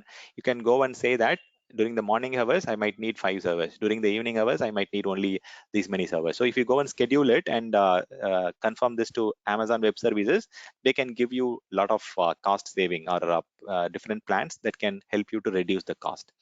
And the next category is called spot instance. Spot instance is mainly for it's not very useful for production workload, but you can use it for POC testing and all those things. See, every cloud provider, they have got enormous capacity in their data center, meaning Amazon has got a lot of investment done in different locations, and they have got a lot of unused capacity, right? So they have a lot of servers with a lot of unused capacity or free capacity. So what they are trying to do is they are trying to make money out of the unused capacity. And what they generally do is they provide EC2 instances through bidding option. Okay, so you can go and say like Amazon will set a market price, market value. They will say this particular instance is $0.5. You can go and say I want an instance with $0.6. So the risk of the spot instance, so there is a market fair value price, right? There is a market price, there is a fair value price that Amazon sets. And if there is a very high demand, see recently after the pandemic, a lot of demands have increased in the cloud space with Amazon or Microsoft or whatever. So if there is a lot of supply requirement, or if there is a kind of heavy increase in demand, or if there is a lot of market fluctuation, then this market price will change. Meaning they will change the market price from $0.5 to maybe they will say instance will be 0.8 from now on. So what will happen if the market price changes? Whoever has bid the instances for 0.6, 0.7, those instances will be terminated with a very you won't have a lot of time to react for that. They will just send a notification and they will terminate it. So if that is the case, then you should not run any kind of production workload in spot instances. Spot instances are ideally for testing, development, or POC. So you can go and save a lot of cost. See, it will give you 80-90% cost saving. Okay, it is very, very cheap. Okay, for example, if you are running a on-demand instance, like if it is $1, you can get spot instances for 0.1 or 0.2 dollars. It's very, very cheap. Okay, so this is it can be used for, as I told you, you don't use it for production. You can use it for testing, POC, and non-production workload. But there are some smart solution architects who are running production workload on spot. How they generally do is, for example, if your workload is looking for 6 web servers, they will run 4 web servers in on demand and 2 web servers in spot concept. So meaning, even if the spot instance is going down, the load balancers will send the traffic to the active instances, so that your business application is still alive and you are saving a couple of servers on demand pricing there. So there are some solution architects who go and do a mix and match of solutioning, but it's again a risk in some of the business cases. Okay, but there are some people who does that, and you can save a lot of cost. So spot instance runs as long as the capacity is available and the maximum price is higher than the spot price. Okay, there are two important things that you need to understand. Okay, when Amazon is running short of capacity, they will terminate your instance. Okay, so I'll just type it out so that you can read it later. Runs as long as capacity is available, number one. If the capacity is going down, they will terminate you. And if your maximum price is higher than the Amazon market value, spot price is nothing but Amazon Web Services market price. Okay, if it is higher than that, you will still continue to run that. Okay, so for spot instances, there is no SLA, there is no commitment, there is no because it's like coming for a very cheaper price, right? There is no contractual obligation, so on. But for your on demand, you get almost 99.99% SLA.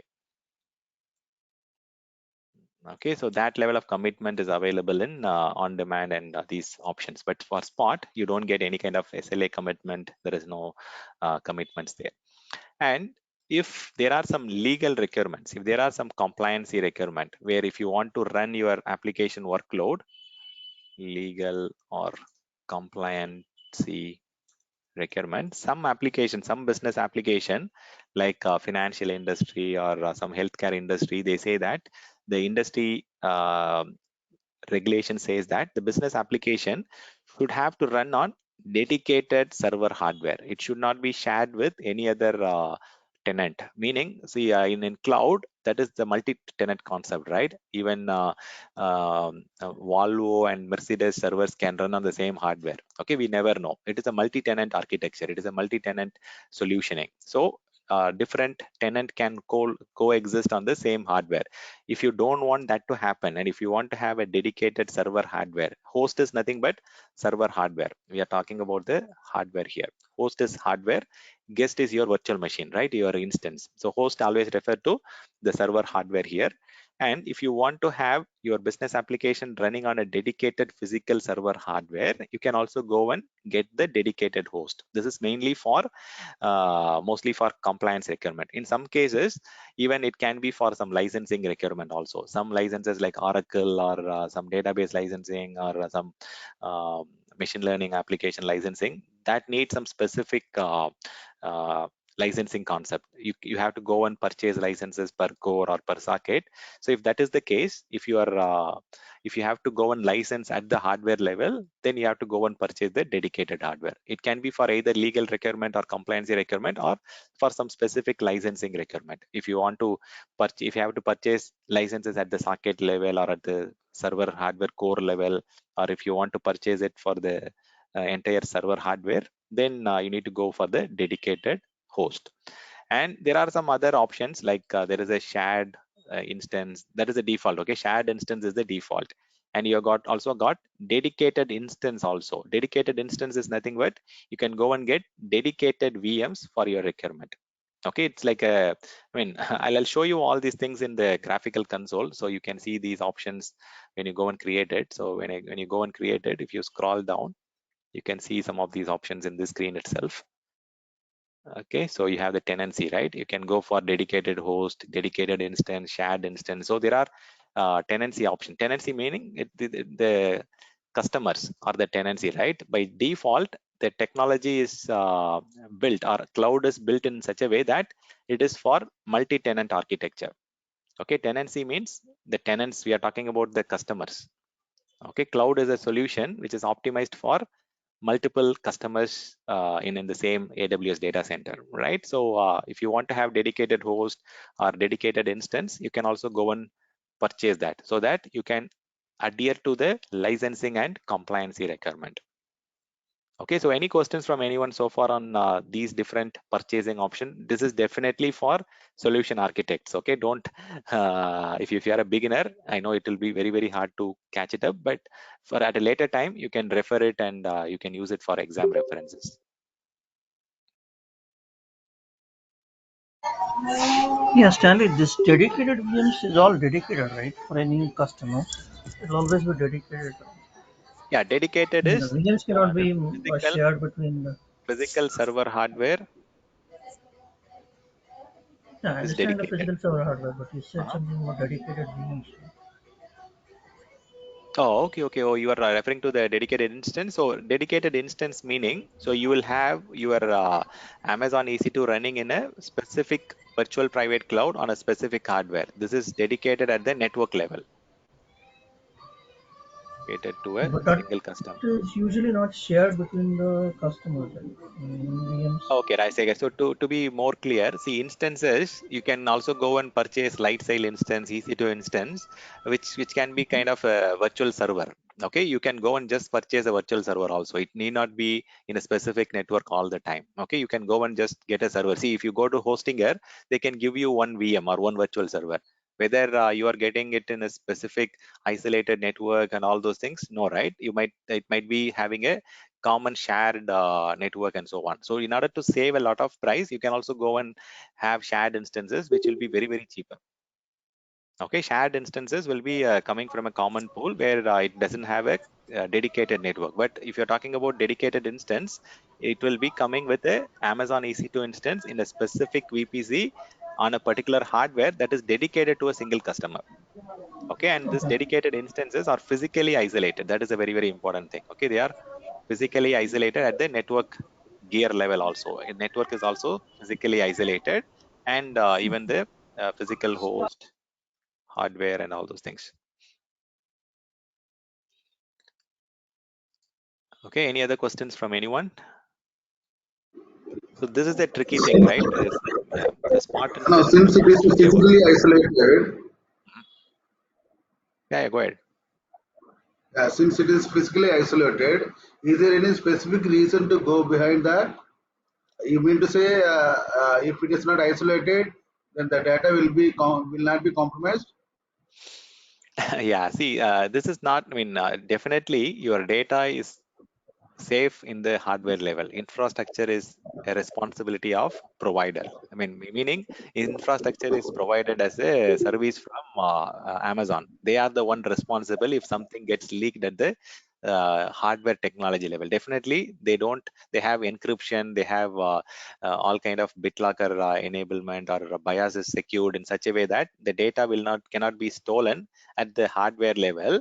But these dedicated things are needed only for having a kind of compliance, illegal compliance. If your HIPAA standard says that your healthcare application should have to run on a dedicated hardware, you should not expose the application to multiple tenant. For example, the backend hardware should not be used by any other customer. That is the ISO compliancy or HIPAA compliancy, or sometimes the GDPR might also say the same thing. Okay, so based on the compliancy requirement, your application have to be running on a specific hardware. See, if you go and look at the JSOX requirement, that will also say the same thing. Your business application cannot coexist on a hardware which is used by multiple customers.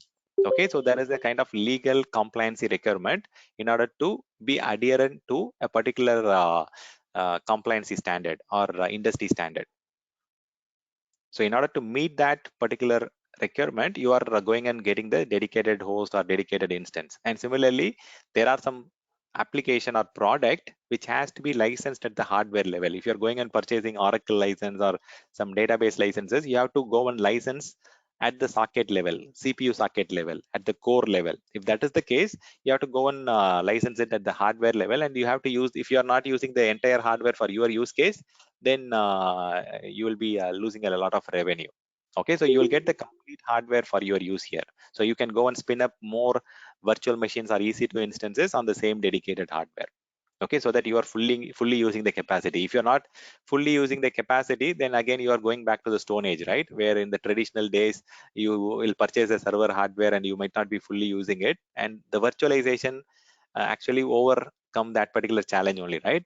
You started running multiple VMs on the single hardware in order to fully utilize the server hardware.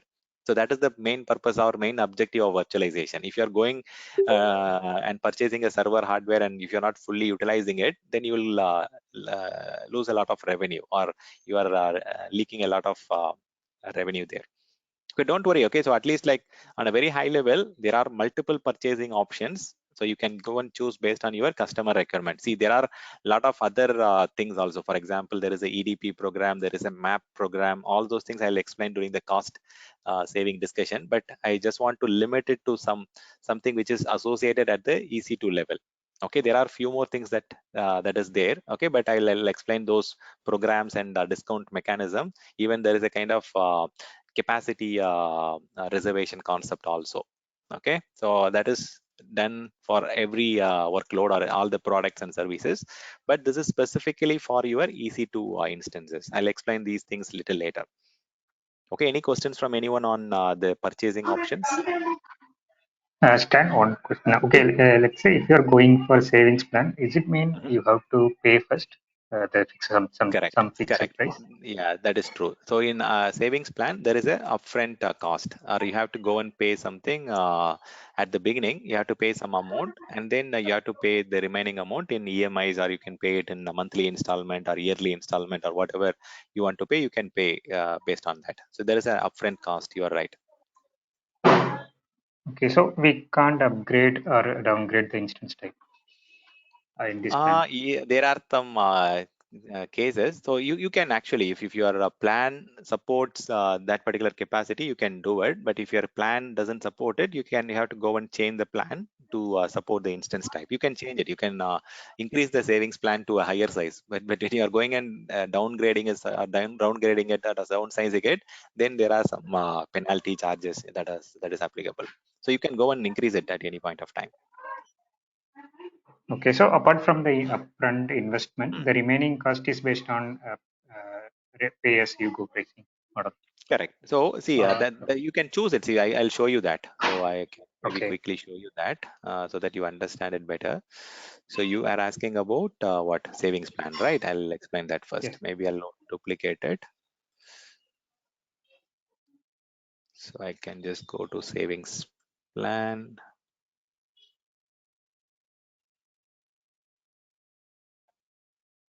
Okay. So I can go to the EC2 savings plan here, and you have the option to go and purchase it. 1 minute.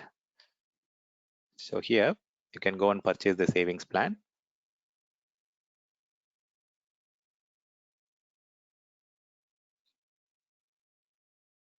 Okay, you can go and purchase a savings plan selecting this option. You can go and choose whether you are going to use it for compute, meaning compute can be EC2 or Lambda or Fargate or whatever. But if you're specifically purchasing it for EC2 instance, you have to say that I'm going to purchase it for 1 year or 3 year term. Okay, and then that is the commitment.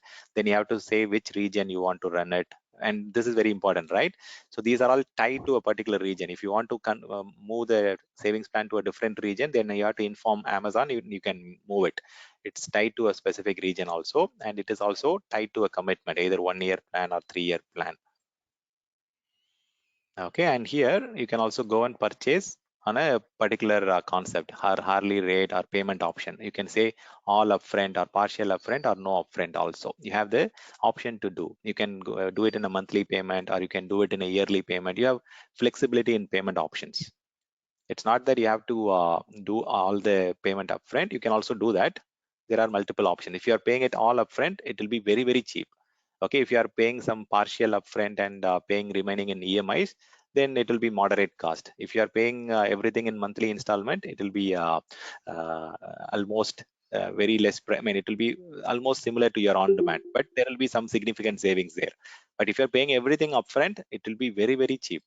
Okay, it will be completely cheaper because you are investing your money at the beginning itself. You are also going to get the interest rate if you're putting it in your bank account, right? So similarly, like there are some pros and cons with everything, but you can go and purchase a savings plan, and you can choose a payment option based on your flexibility. But the advantage is you are going to get 72% cost saving. That is the big thing, right? So you are getting very, very low price if you're going for EC2 savings plan. You get offers up to 72%. So meaning if you're going to purchase $1 for on-demand EC2 instances, here you are going to get it only for 30 cents or $0.3.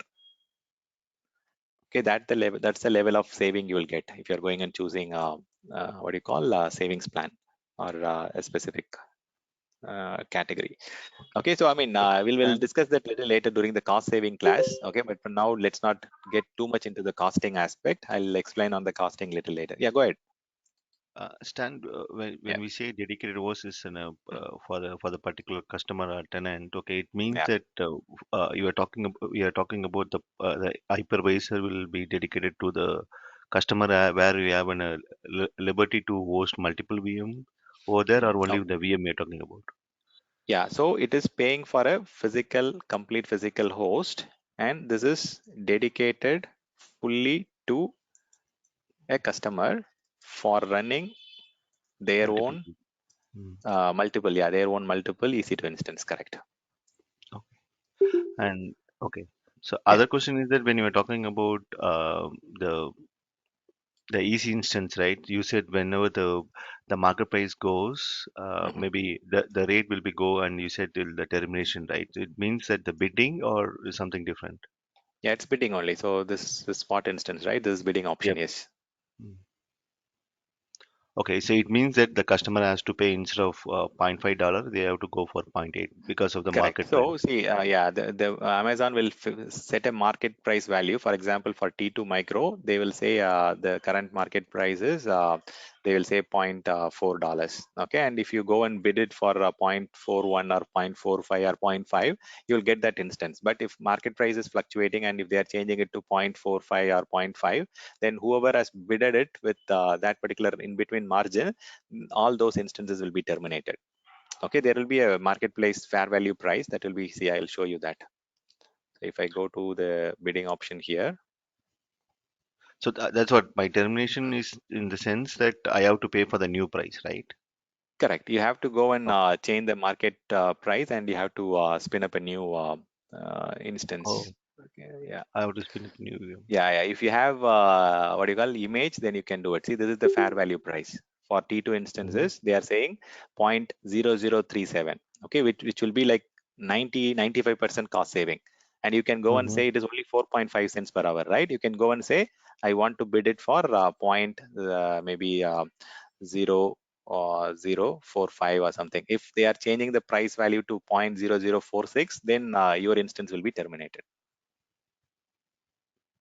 Okay, Okay. this is the current fair value price from Amazon, and this is your maximum price. You can also give see 0.5 also. If you are having budget to run it up to $0.5, then you can give 0.5 until the current price changes to more than 0.5. You will have a I will have your instance currently running, continuously running. You can also go for persistent, but it will add up little more charge. Meaning you can also save the backend disk or volume so that if the instance is getting terminated, you will be able to spin up again using that persistent request. Ah, Okay, there are okay. There are options. Okay. there are some flexibility that was recently added. It was not Mm. available earlier, but recently a lot of customers they have asked for a lot of Right. benefits, and they are giving up this flexibility. Yeah, Mm. Okay. Got it. It makes sense. yeah. Okay, good. Any other questions from anyone? So here, okay, let's explore. I mean, see, we are just starting. We have not created even a single EC2 instance. Okay, in order to create a EC2 instance, you need not go through each and everything, but we need to understand all these things. Okay, I'll maybe explain this, but you can directly go and review and launch also. Maybe at least we'll launch one instance before the dinner break. Okay, so in order to launch a new instance, there are default settings that are available, which will be automatically selected, and you can go and run that instances within using the default what do you call settings. You need not go and change anything on the second, third, and fourth screen. You can apply the default settings and you can create an instance. Only thing, the very first screen on the AMI screen, you have to select what image you want to run and what types instant type you want to run. These are the two mandatory settings. Whatever on the next screens, those are all optional. It's like if you're not selecting anything, it will go and create based on the default settings. Okay, but we'll have to explore all the different options. Okay, I'll make you clear with the different options that is there, and let's see. So now it has started creating a new instance. It is initializing it, and it is going to run in some time. Okay, so maybe when we come back, we'll start exploring the remaining options here. We'll talk about the different options under the configure screen, and we'll complete the session after discussing all these things today. Okay, so before going to the dinner break, any questions? Oh, we have not started configure instance, right? So we have got 3 more minutes. Maybe we can just discuss a couple of items here. So we can pick and choose how many instances you want to create. Maybe you can create 1 instance or 2 instance or 10 instance based on your requirement. You can add the numbers here, and you just now we understood the purchasing option, right? If you're going to go for the spot instance, you can select that request spot instance, that is bidding option. Okay, so this is mainly for test case and all those things. Okay, POC and use cases. Here you can go with the default network subnet and stuff, but for now, like let's not get things, I mean, make things complicated on the network side. We'll understand this network in the next week, and we'll choose the specific network and subnet after understanding that properly. So let's go with the default network option, meaning we'll go and use the default VPC subnet and public IP. We don't want to change it now. Okay, we'll get more clarity after we discuss the networking session. Okay, so the next thing, you can go and choose the host name type, whether you want to have a host name based on your IP, or if you want to have the resource name defined by you. So when you go and define that, automatically it will go and create a DNS record for you. It will go and create a static A record for you. It's like, I would say it's a dynamic A record. It's a dynamic registration. This is a DNS record, right? A record. Okay, you can go and create a host name entry based on that in the DNS setting. Okay, so placement group, I'll explain that when we come back after the break. It is a very interesting concept. It's a very big concept also. Okay, placement group concept. It's like your affinity, anti-affinity in VMware. Okay, I'll explain that when we come back.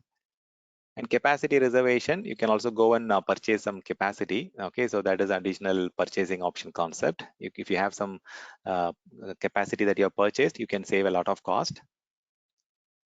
Okay, maybe there are a lot of options to explore. Okay, but when you go and say shutdown, see, for example, you have a EC2 instance currently running here. If I go and select this machine, and if I go and say stop instance, what will be the default behavior? So by default, if you go and say shutdown behavior is stop, if you go and stop the instance, it will stop it. If I say terminate, if I go and stop the instance or shut down the instance, it will go and terminate your instance. It will go and delete your instance.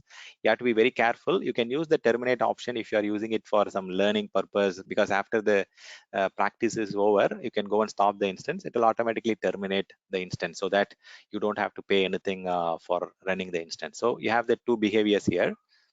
So shutdown behavior, you can either say, if you shut down the VM operating system, it can either go and stop the instance, or it can terminate the instance. Terminate meaning it will go and delete the instance. Okay, you have to be very careful. So this is useful for learning and development, right? If you are currently doing some POC, or no, even not for POC, only for learning and development, you can use the terminate option. Otherwise, you can stop the instance when you want to do a shutdown. After the shutdown, if you stop the instance, you can reduce the compute cost, but still you have to pay for storage cost. There are two costs for EC2, right? There is a compute cost, there is a storage cost. For your disk, you have to pay for the storage. For your CPU memory, you have to pay for the compute. Okay, so there are two costs. Even after you stop the EC2 instance, you'll still have to pay for the storage occupancy in your AWS platform. Okay, so with that said, the remaining option I will come back after the break and discuss. Okay, I'll go for the dinner break now. Any questions before I start the 30 minutes break? Stan, one question. Yeah. You were highlighting about the spot instance, right? Yeah. That is applicable only for compute, or it is even applicable for storage? Spot instance is I mean, whatever the purchasing option, it's a combination of all the resources, Okay, CPU, okay, memory. okay. Yeah. Okay, got it. Okay, perfect. Okay, let me start the timer. We'll go for the dinner break and we'll come back. I'll stop the recording for 30 minutes. This conference will now be recorded. Okay, so we were discussing the launch instance option, and we were in the configure instance screen, right? So this particular configure instance screen is mainly to change the configuration setting to make sure it is suitable for your use case requirement, right? So you just go and configure the system behavior, whether you want to kind of have a specific purchasing option. You go and select options which can configure your instance better, right?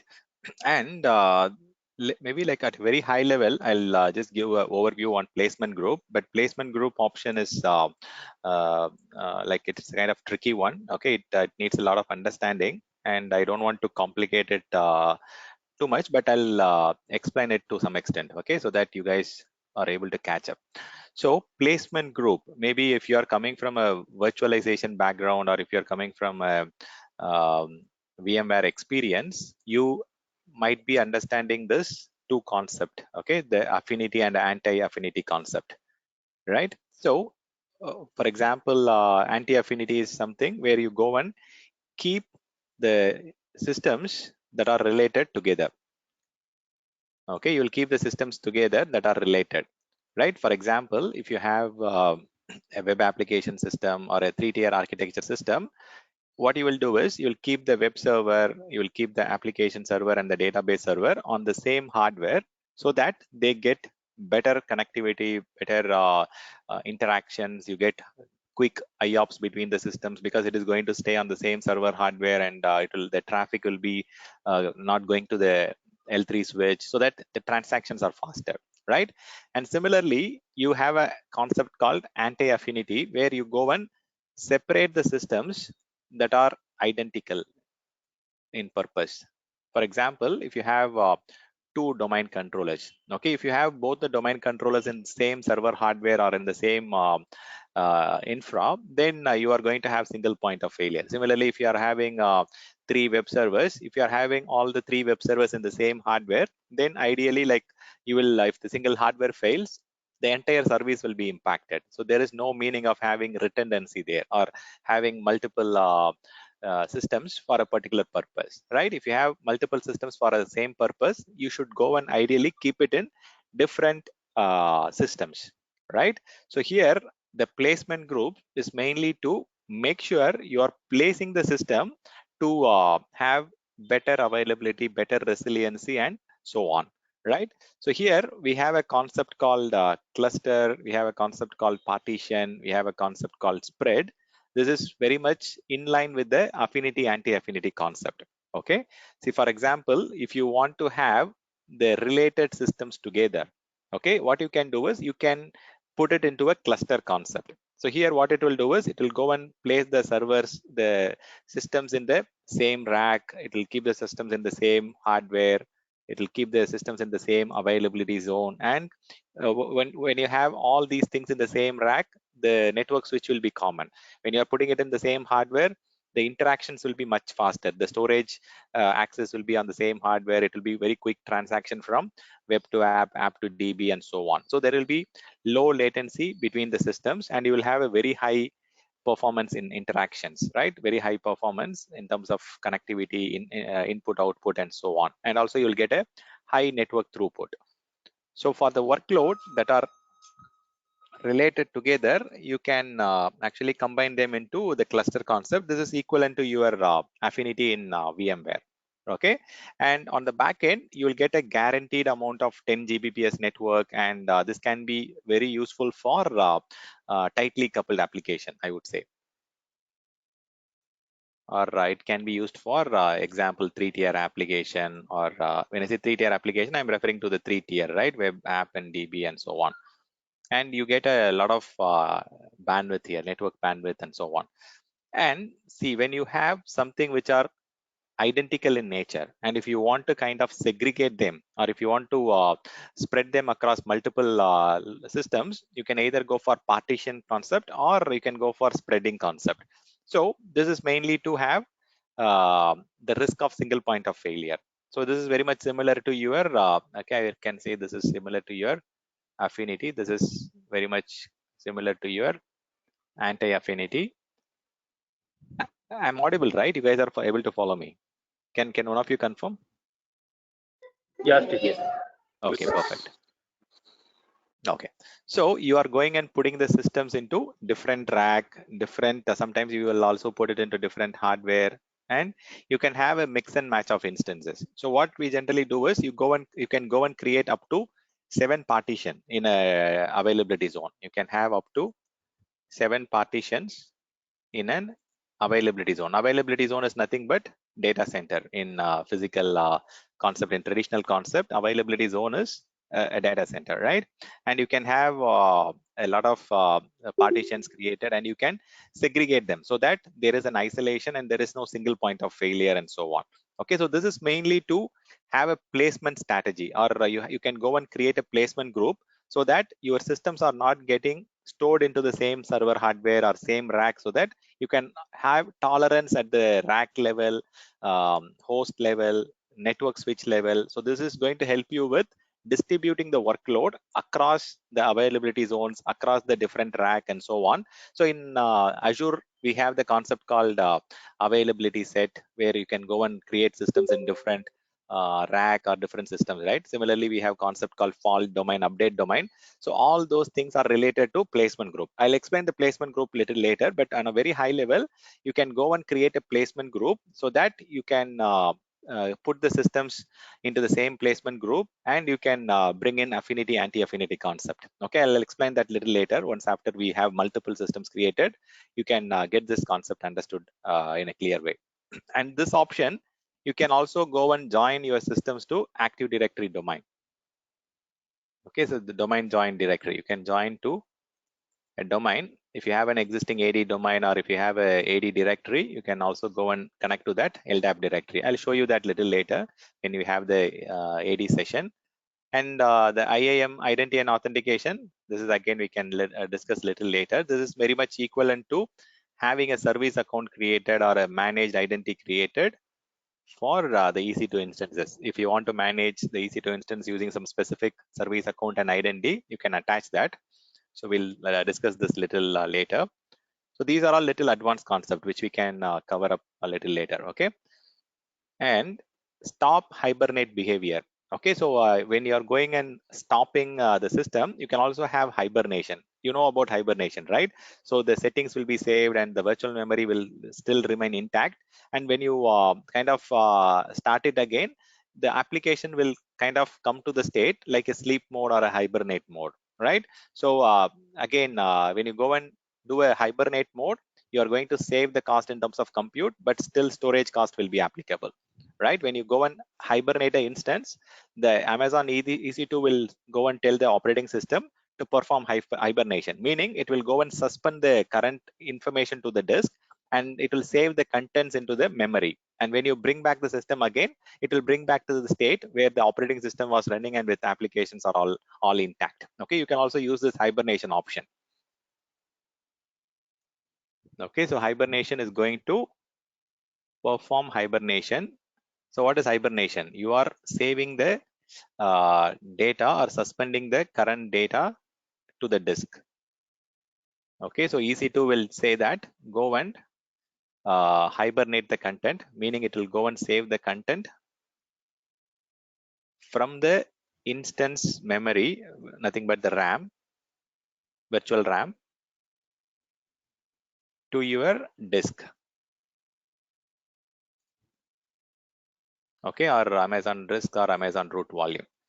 Okay, so that is what is going to happen when you say hibernate. Hibernate, it can help you to kind of put your system in sleep, and you can reload the content in back to your RAM if you want to start it again. So when you go and power it on again, the contents that is there in the EBS volume will come back to the memory, and you will be able to see the systems up and running again with the same operating system application state. And it is going to help you kind of roll back to the, like you are now used to the laptop settings, right? You generally don't do a sleep mode or hibernate mode, and you can enable it again. What happens in that situation? Whatever is there in the memory, it goes and saves the contents into your hard disk, and it brings back again when you power the system back, power the laptop or power the system back on, right? It is very useful. And you can also do hibernation option here. And the next option is enabling the termination protection. See, for example, you might have some business critical workload, and by mistake, if you have selected terminate as the shutdown behavior, it will go and terminate the instance. It will go and terminate the virtual machine. So if you want to avoid such accidental deletion or accidental termination, because you are managing everything through the remote, you are taking a web console and then you are doing a lot of activities. Sometimes by mistake, if you are doing an instead of stopping the instance, if you are terminating it, it will go and completely delete the instance. To avoid such accidental termination, you can also go and enable this option. This will help you to avoid accidental deletion or avoid accidental termination. Okay, so you can protect this behavior. And by default, the Amazon has a monitoring tool called CloudWatch. By default, they will give you basic monitoring. So the basic monitoring will be CPU, storage in input outputs, or storage read and writes. It will give you some basic CPU utilization. It will give you some network input output. So basic monitoring is free of cost. Okay, but then if you want to have detailed monitoring, like if you want to see the page file content, or if you want to look at more metrics from the memory side, or if you want to have deep dive information about the input output or latency, all those things, then you have to pay additional cost and enable detailed monitoring. So the additional cost is for enabling the service plus storing the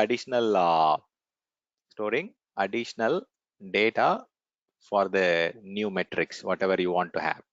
So by default, you will have basic metrics, which is free of cost. If you're going and enabling CloudWatch detailed metric, then it will be additional cost. Okay. And the tenancy, just now we explained about it, right? We have three options. So we have got dedicated host, we have got dedicated instance, and we have got shared instance. These are the three options that are available under the tenancy option. Okay, you have three options here. So it is running on a shared hardware instance. It is running on a dedicated instance. This is dedicated server hardware.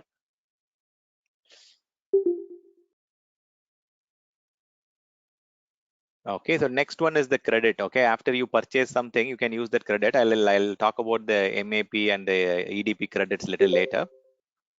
Okay, and the file system also we can discuss later. So I think so the remaining options, these are all advanced. I'll show you maybe tomorrow. Okay, so let's skip that for now. Let's not get into too much of advanced topics for now. Let's discuss only the basic ones. Tomorrow we'll get inside the bootstrapping and the user data and all those things.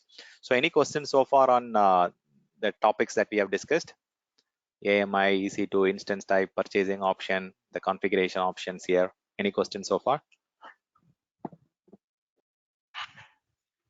Stan, if you don't mind, can you please explain one more time for the affinity infinity? Which one? The affinity terms, affinity and Affinity. Okay, I'll explain. Maybe like when you have more servers created, it will be very useful to place it in a placement group and show you the concept in a practical way. See, I am just creating the first instance for now, right? If I go and get too much deep into creating app servers, web servers, and deep database servers and putting them and placing them differently, it will deviate too much. So that's the reason I told I'll be showing the practical and explaining it little more deeper in a practical way. I have just explained on a very high level. So but again I'll tell you what exactly this is at a very high level. So affinity is keeping the systems together that are related. See, for example, if you have application server in one rack and a database server in another rack, what will happen? The database server will go and sit into a second the different storage array, and similarly it will be connected to different network switch, and it will also have different server hardware. It will be storing the memory and all those things in a different server hardware. Similarly, all these things will be different for the application server. If you have your interconnected system or tightly coupled system put into different racks, different storage array, different network switch, then the communication has to go through the L3 switch, or communication has to happen from storage to storage. So there will be a lot of latency and transaction will be very slow, and there will be a lot of IOPS difference. The read and write will be happening very slowly. So if you want to avoid such cases, you can put the related systems into the cluster concept where you can achieve best performance and best latency requirement. Okay, the transactions will be happening much faster. these two systems will be sitting on the same server hardware. It will be connected to the same network switch. It will be on the same rack, so that you can achieve the best performance possible. So that's the concept of clustering them together. That is what we call it as affinity. And if you have systems that are performing the same role, same function, for example, you have two domain controllers. So what is the intention of having two domain controllers? One will act as primary and another one will act as secondary or additional domain controller. If you are having primary and backup domain controller on the same hardware, what will happen? If the hardware fail, both the domain controller will go down. There is no purpose of having multiple systems there. So in order to distribute the systems into different locations or different partition to have to avoid single point of failure, to have high resilience, high availability, then you can put them into a spread concept or partition concept and achieve maximum availability for your roles and services. Is it okay? Or, Yes, yes. okay, sure. Stan, since you started, can you just give one or two words about what is spread? Okay, so yeah, spread is spreading across different data centers. Okay, so you are planning to put it into different data centers to have data center level redundancy. Okay, so this is spanning across multiple AZ. Okay. Multiple AZ or multiple data centers. Availability zone is nothing but data center, right? So this is there are some caveat. Okay, when you go for these concept, you cannot go and use dedicated host concept. You have to use the default instances or the shared instances technology to use these concept. There is a caveat. Okay, so you cannot. It is not supported for dedicated hosts or not supported for dedicated instances. If you are going for that, so because it is already isolated, right? You have to go and purchase a dedicated host in secondary location, and you have to make sure that you are planning the high availability and so on yourself. You cannot go with this Amazon's native technology concept. Okay, the placement strategy is applicable only when you go for the default EC2 instances. If you are going and having dedicated host and instances, you have to plan buying different dedicated host in different data center, and you have to place virtual machines on each of those dedicated hosts, and you have to plan the high availability strategy. And it is possible. Okay, technically it is possible, but you have to spend a lot of cost in order to achieve that. Okay, I'll come to this. Okay, I'll show you practically so that you guys understand it very clearly. I'll create multiple systems and I'll show you how to place them into placement group, and make sure you get the uh, clear understanding about it. Now let's move on to the next screen. What is the next screen in the creation? Okay, storage. Okay, again, it's a huge topic. Okay, so here on the storage, like whenever you want to go and store your operating system, or if you want to create a disk for your OS, and if you want to create a disk for your application or data or database, you will go and create multiple partition, right? You will go and create multiple volume. And in EC2, in Amazon Web Services EC2 concept, on the back end, they use a technology called Elastic Block Storage, which is abbreviated to EBS. Okay, so which is an abbreviation of EBS, Elastic Block Storage, or no, I'll just say Block Store. Okay, Elastic Block Store is the abbreviation for EBS. So EBS is the backend permanent persistent storage, meaning it is a permanent storage or it is a persistent storage. So whatever data you are storing it in EBS volume, it will be consistent or it will be persistent across reboot and so on. Okay, just 1 second. I'll just respond to this. Okay, yeah. So here there are two options or two categories. Okay, the default category is EBS instance. There is one more volume type which you can use, that is called instance store. Okay, so if you go to any data center or any particular server hardware, you will have a lot of local disk and you will have a kind of shared disk, right? Generally what you will do, you will have a SAN or network attached storage where you will go and store all the contents that is being provided to the EXXI host or Hyper-V host or your virtualization hardware will be connected to a SAN infrastructure, and whatever the OAS application database content, you will be storing it inside the volumes or partitions created in the SAN storage, right? That is how generally you do it. So you go to the SAN and you create a chunk and you present it as a SAN, LAN or volume, and you use it in your operating system. Generally, that is what you do, right? So here, there are two different type of storage technology that is available. You have got some local disk within the server. You might have 8 local disk or 16 local disk, depends on the server hardware. You are having a lot of server local storage. These local storage are generally SSD hard disk. Okay, so these SSD hard disks, as on date, the cloud providers are not using any kind of software defined storage, or they're not using virtual SAN concept to utilize this as on date. So these local storage are currently free. The local disks are not utilized for any customer facing workload. So what they are doing, I mean, both Amazon and Microsoft, they provide this local storage for free of cost. You can use that as a kind of temporary storage. For example, when you go and create a OS, or when you go and create a virtual machine or instance, you will go and create a OS, and you might need some space for your page file or for your virtual memory, and even for your database you might need some temp files, right? You might have to have a temp DB and so on.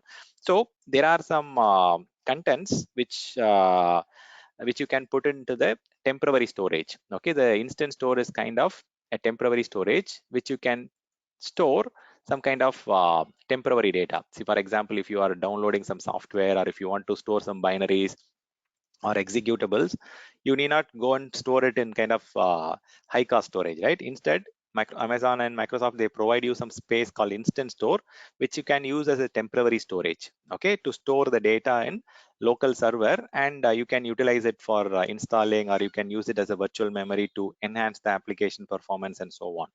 But the problem with this instant store is that it is a temporary storage. For example, if your VM is migrating to another hardware, so if this particular migrated VM will lose access to the local storage on server 1. Okay, it will continue to have access to the SAN storage, whatever you are storing in OS, whatever you are storing in application, the secondary volume, tertiary volume, all these things will continue to be intact. Only the contents that you are putting on the local storage, if you are migrating the VM for some reason, then the local storage connectivity will be lost. So whatever you are putting it into the temporary storage, it should be temporary in nature, like virtual memory or temporary DB files or temporary data. So all those things can be efficiently stored in your instant store, and it can help to improve the application performance. Okay, there are two type of storage option.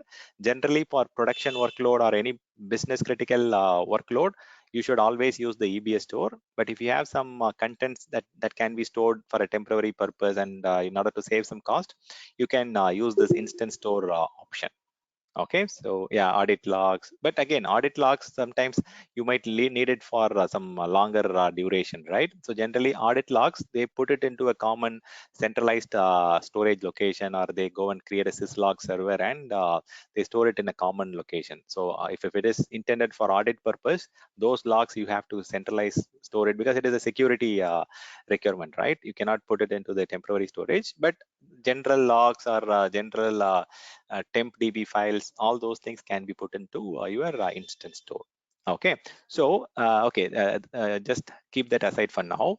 So let's explore more about the EBS volume. Okay, when I want to go and create EBS volume, by default they provide me these many different options. Okay, so we have got general purpose GP2, GP3, ION, IO1, IO2, cold disk, throughput optimized, magnetic. So there are minimum 5 different categories, and within that 5 different categories there are 2 sub options under general purpose and provision. So as a solution architect, you need to suggest which EBS volume type to choose for your workload. So you will understand that. We'll compare it and try to understand it now. So we have got again general purpose. Okay, and within general purpose we have got GP1, GP2 and GP3. I think it's already GP2 and GP3.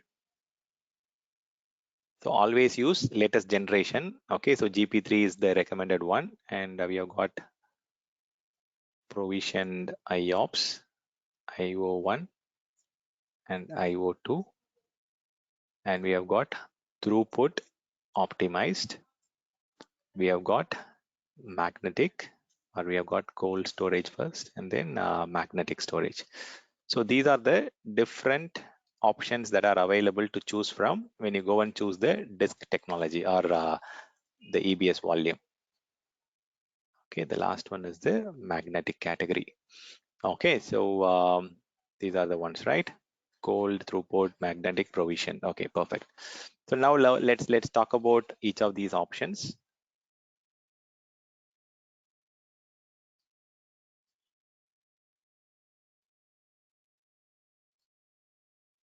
Okay, let's give different color to differentiate it. Okay, any idea from the name? You guys are able to guess something? Only I'm talking, right? I just want to see if you guys have some idea about what to choose or for what workload we can use this. Any idea from anyone? Again, For from high the name, performance, you can use yeah. SSD, I guess, because they are Yeah, so faster. see, yeah, in general, okay, that's a good point. Okay, so in general, there are only two categories which provide you hard disks type. So if you look at here, so there is a throughput optimized HDD and magnetic option and cold HDD. So here, these three options are hard disk category, HDD category. HDD, Magnetic, you understand, right? It is a hard disk drive, which is a kind of magnetic concept. magnetic A process. plater, spindle, those old technology. It's a magnetic drive, Yep. right? It's a old technology, and it can be used for some traditional workload. But these are all SSD technology, solid state drives, which is going to give you flash drive performance, and it's a solid state drive, right? It's a flash concept. It's a flash drive concept. It is for it gives you much better performance, IOPS, and so on. So yeah, that's very good comparison. So this is hard disk drive, and this one is a kind of solid state drive. Very good. So yeah, and yeah, any other point to add? Based on the selection, the purchase, the pricing will be varied, right? Yeah, that is true. I'll come to that point. Okay, I'll explain. But from your view, like what kind of workload can be put into general purpose? What kind of workload we can put into provision IOPS? And also there are a number of IOPS that can be returned to that, I guess. Correct. Yeah, the IOPS will be different. That is very good. Yeah. Any other No, not points? the IOPS, but the number of times they return to the disk. Like the more the number of times you write to the disk, the faster they get. You are referring to some kind of catching? No, not caching, but there are some NV SSD drives which like you can only write Okay, the 10,000 NVMe times or category disk. something. Okay, that is true. So there is a non-volatile memory enhanced concept, which will help you to kind of, yeah, that is true. But yeah, so here, what I'm expecting is what kind of workload can we put into each of this category? Yeah, So from the for name video, itself, yeah. yes, for video files, we are using the provisioned IOPS that because the IOPS is Okay. very high for video files, Yeah, for video video rendering or streaming. video Yeah, streaming, yeah, that is yeah. true. For live streaming, very good. Yeah, that is true because it needs a lot of IOPS to Netflix needs a lot of input output, and it has to be catered in a very low latency. Yeah, it is very good use case. Yeah, so for video rendering and even for some kind of memory intensive application for something like Cassandra database, NoSQL category or Vertica database or HBase database. For the database workload, you can definitely go and give more provision IOPS, which can help you to achieve the uh, maximum IOPS per second. And this throughput optimize, it's mainly for workload which are very frequently accessed. Okay, throughput optimized is for data which is very frequently accessed, and this is like kind of it can be used for workload like data warehousing, or it can be used for big data, or it can be used for audit log, centralized SIEM solution, security integration and event management solution, or it can be used for so storing the logs and event hub and all those things. Okay, so this is mainly to have a lot of data that you're frequently accessing, and yeah, so this is the primary use case. And provision IOPS, we have already discussed that. And from the name itself, the cold storage, it is for the archive data.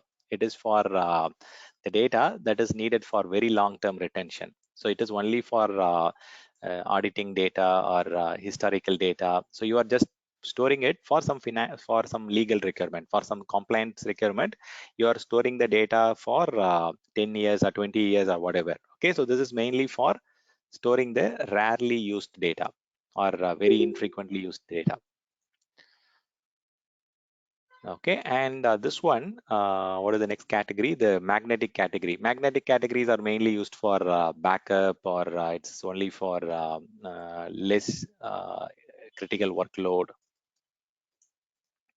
Okay, for workloads which are very less intensive in terms of purpose, you can just go and use the magnetic category. But if you're doing a development, test, production, and small size web server, database server, application server, you can go for general purpose. See, from the instance type, we talked about general purpose, right? The same category can be used here. Okay, like the test, POC, small database, small application, you can use the general purpose instance type, and similarly you can use the general purpose EBS volume for that what do you call the use case. Okay, I'll just put it this way. Okay, so general purpose can be used for these use cases. Okay, you can use the server for OS volume, or you can use it for low latency application and so on. Okay, transactional workload and other cases. So this is mainly for that. Okay, so both the general purpose. Always go for latest generation. The latest generations are cheaper and perform well. Okay, their performance will be very good, and also the pricing will be very good.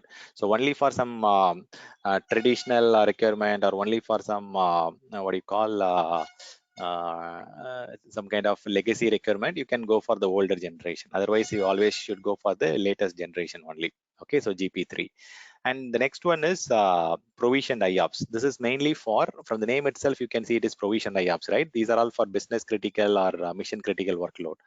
So the workload, when it is very highly critical for your business, or if it is mission critical for your business, then always go for provisioned IOPS. The advantage of the provisioned IOPS, from the name itself, you can understand, you can provision the IOPS for your workload requirement. You can say, I need 10,000 IOPS for this much capacity. So you have the luxury of changing it. I'll show you that quickly. Okay. So let me go to the other screen, and let me show you the option. So if I go to the EBS volume, if I go and create a new EBS volume, okay, create a volume here. And if I say provisioned IOPS, I can just go and say, I need this much IOPS for my 100 GB capacity. So that's the advantage here. Okay, I can say for 100 GB, I need 5,000 IOPS. Okay, and this is not supported in other categories. See, for example, if I go to general purpose, it will have the default ratio, 1:3 ratio, or kind of there is a default minimum maximum, and the ratio is default. If I go for throughput optimized, I cannot change the IOPS. I cannot go and provision the IOPS. So it is default, whatever you get, only the maximum throughput that you get default, you can use it. So from the name itself, provisioned IOPS means you can go and provision the input output that you, I mean, the expectation that you need from the capacity that you are provisioning. For 100 GB, I need 5,000 IOPS, or 10,000 IOPS, and so on. But I mean, you have to be rational with your solutioning. For example, you cannot just go and say 10 GB and 3,000 IOPS. You cannot do that. See, when you're going and storing only 10 GB, 10 GB of data can be put into how much? 3 or 4 hard disk, or maximum 3-4 hard disk only. And if you're putting it into 3-4 hard disk or solid state drive, only the performance or maximum IOPS that is supported on the 3 SSD disk or 4 SSD disk, that is the maximum it can provide, right? So only when you have a huge amount of data and huge capacity when you're provisioning, it can be put into multiple SSD drive, and you can achieve maximum IOPS or maximum performance, and you can achieve low latency, right? So they are saying, right, for 10 GB, the maximum that is supported is only 500 IOPS. You can have only 50 IOPS per GB. That is the ratio that you get in provision IOPS. Similarly, for provision IOPS 2, you also have support for greater than 16 terabyte. So this is the latest technology, provision IOPS 2. It is giving you a lot of benefits. Okay, so if you read this, it has got higher size ratio. You can go and create volume which is more than 16 terabyte. You also achieve 64,000 IOPS, and also you get 500 to 1 ratio. For 1 GB you will get 500 IOPS ratio. It is very powerful. Okay, so similarly for other categories, if you talk about cold storage, you will get a lot of capacities to store. Okay, you can start with 125 GB and you can grow up to uh, 16 terabyte. Okay, in cloud, the capacity is mentioned in the TIB and zip format. If you look at the capacity, it is not GB or TB like your traditional storage. In traditional storage, we generally calculate using decimal, right? You go and mention like KB, kilobyte, megabyte, gigabyte, terabyte, and so on, right?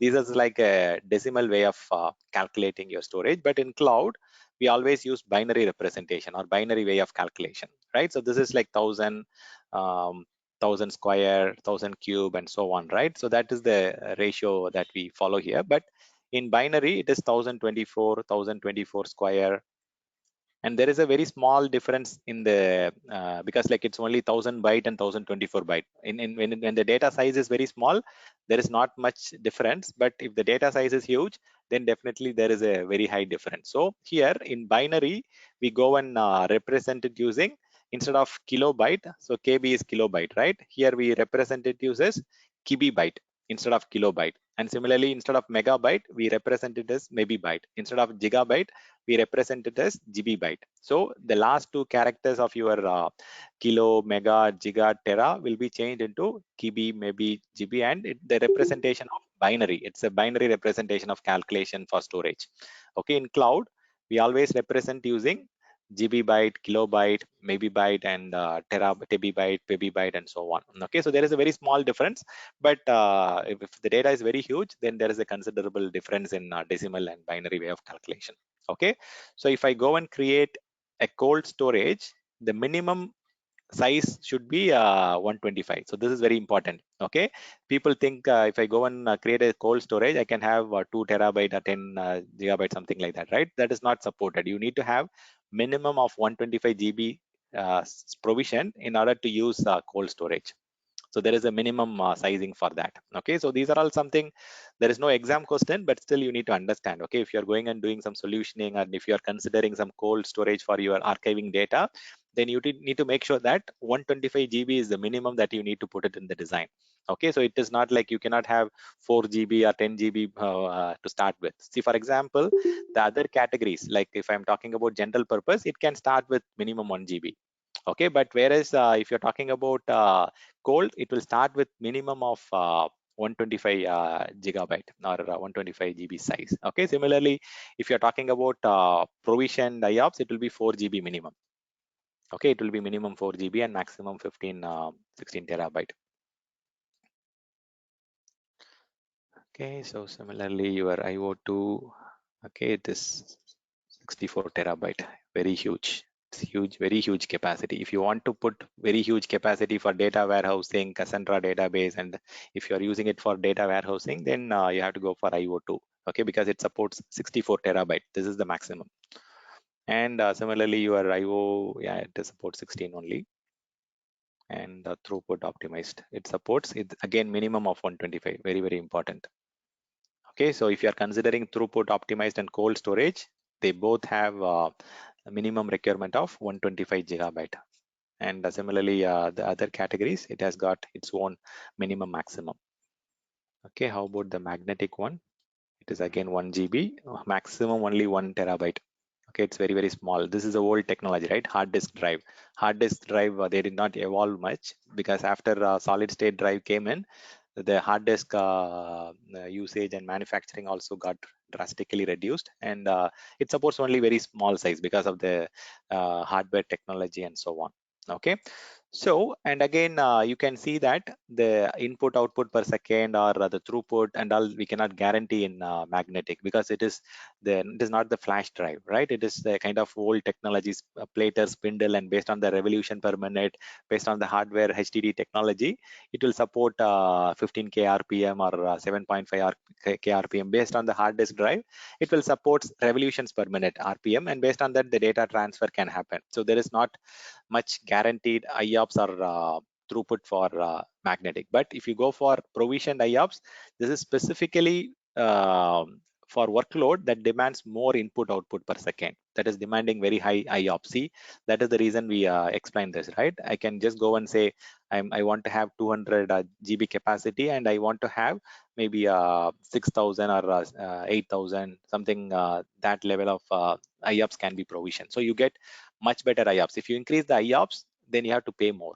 Okay, so that is again very, very important. Okay, so provision IOPS, you can go and define what amount of IOPS you need for your workload. Okay, that is the important thing. And what are the other things you can use?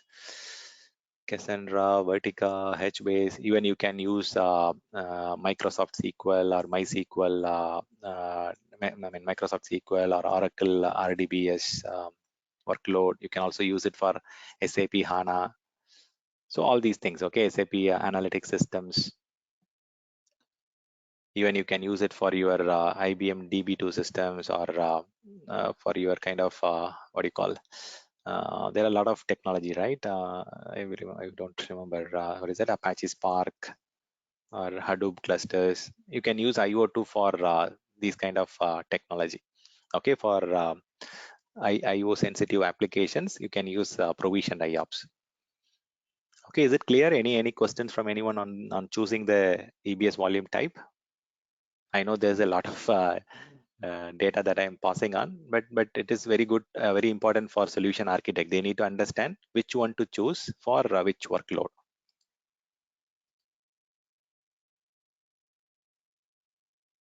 Is it clear? Shall we move on?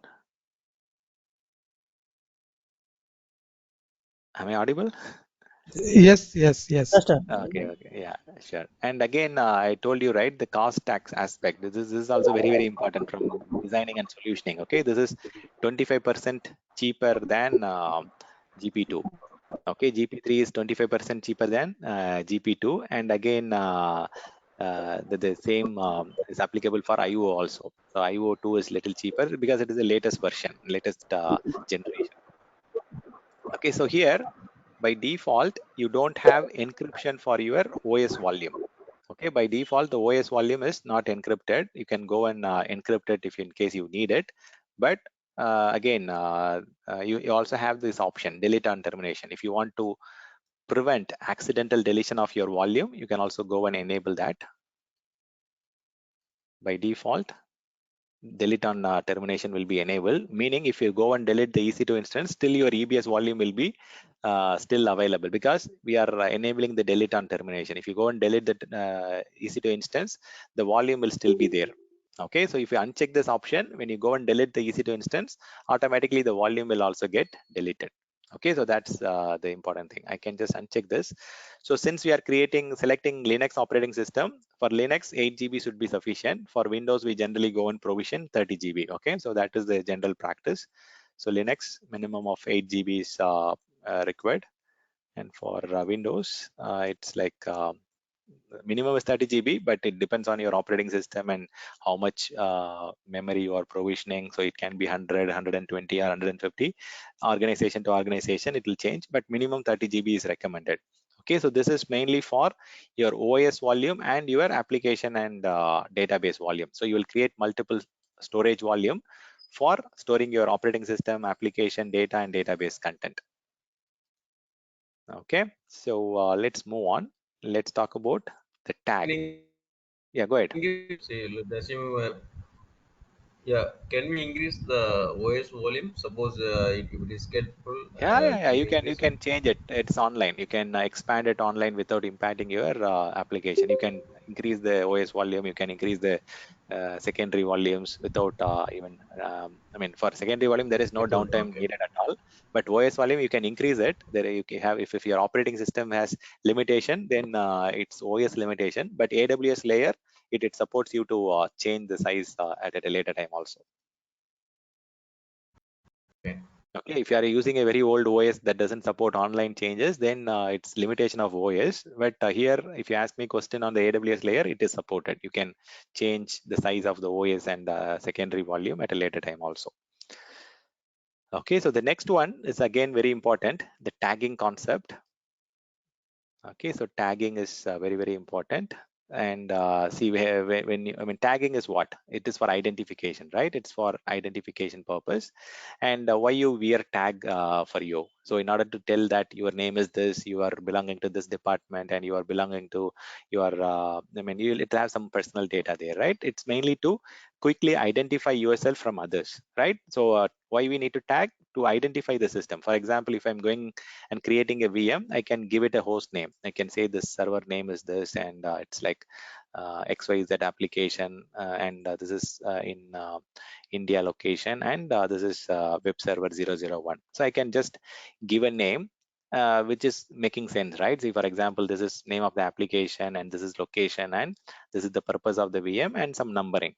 And similarly, you can say this VM belongs to department marketing and sales, or HR, or whatever, and this is a system that belongs to production environment, or non-production, or development, or testing, or whatever. And similarly, you can say the business owner or application owner is this person XYZ at some customer.com, right? You can just give the application owner name, you can give a business owner name, and you can also say the purpose of this is for web server XYZ application. So you can just add as much as data to easily identify the purpose of the system. Okay, this is mainly for better governance. Okay, this is mainly for better categorization of your workload. So if more you tag it, the more you can categorize the system and do better administration. It's for better administration, I would say.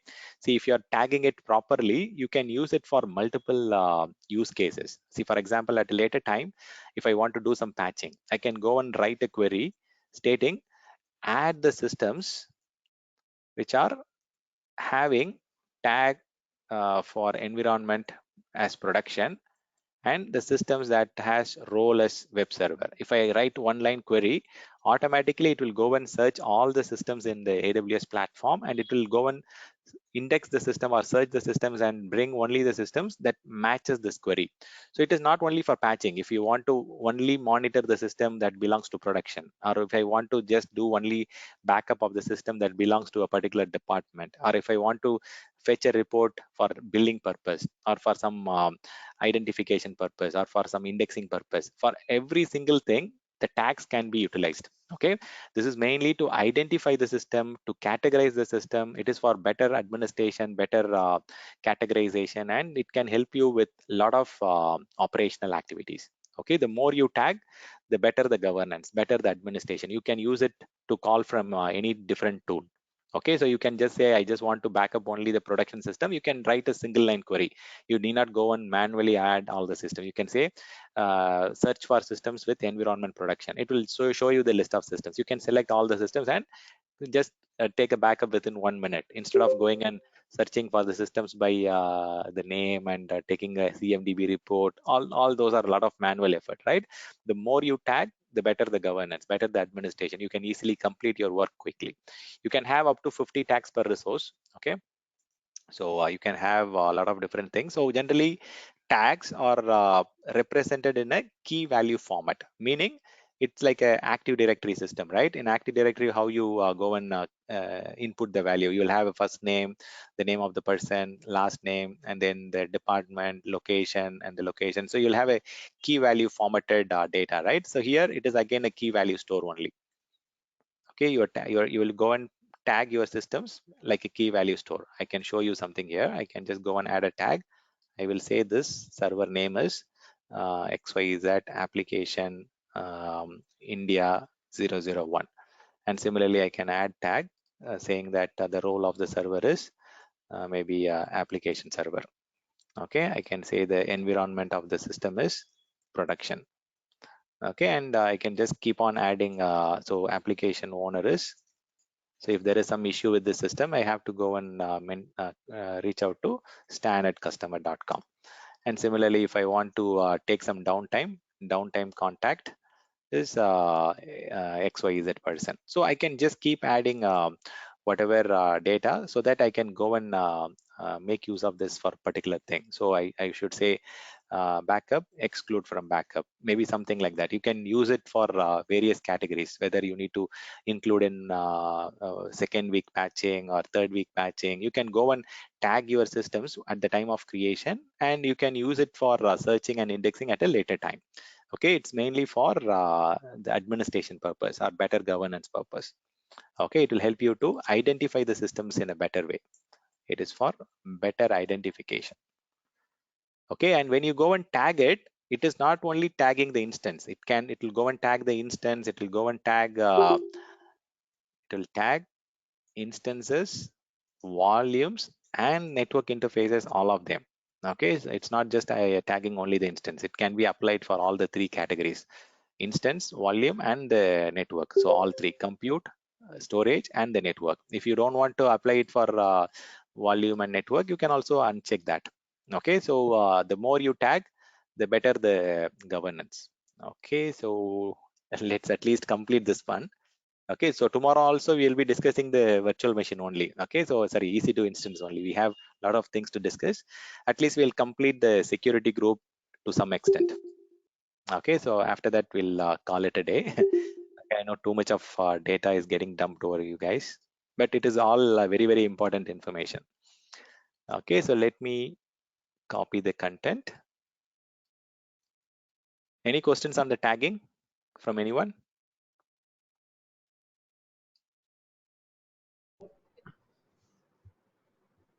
Okay, I'll assume that No. does no. Okay, good, good. Okay, perfect.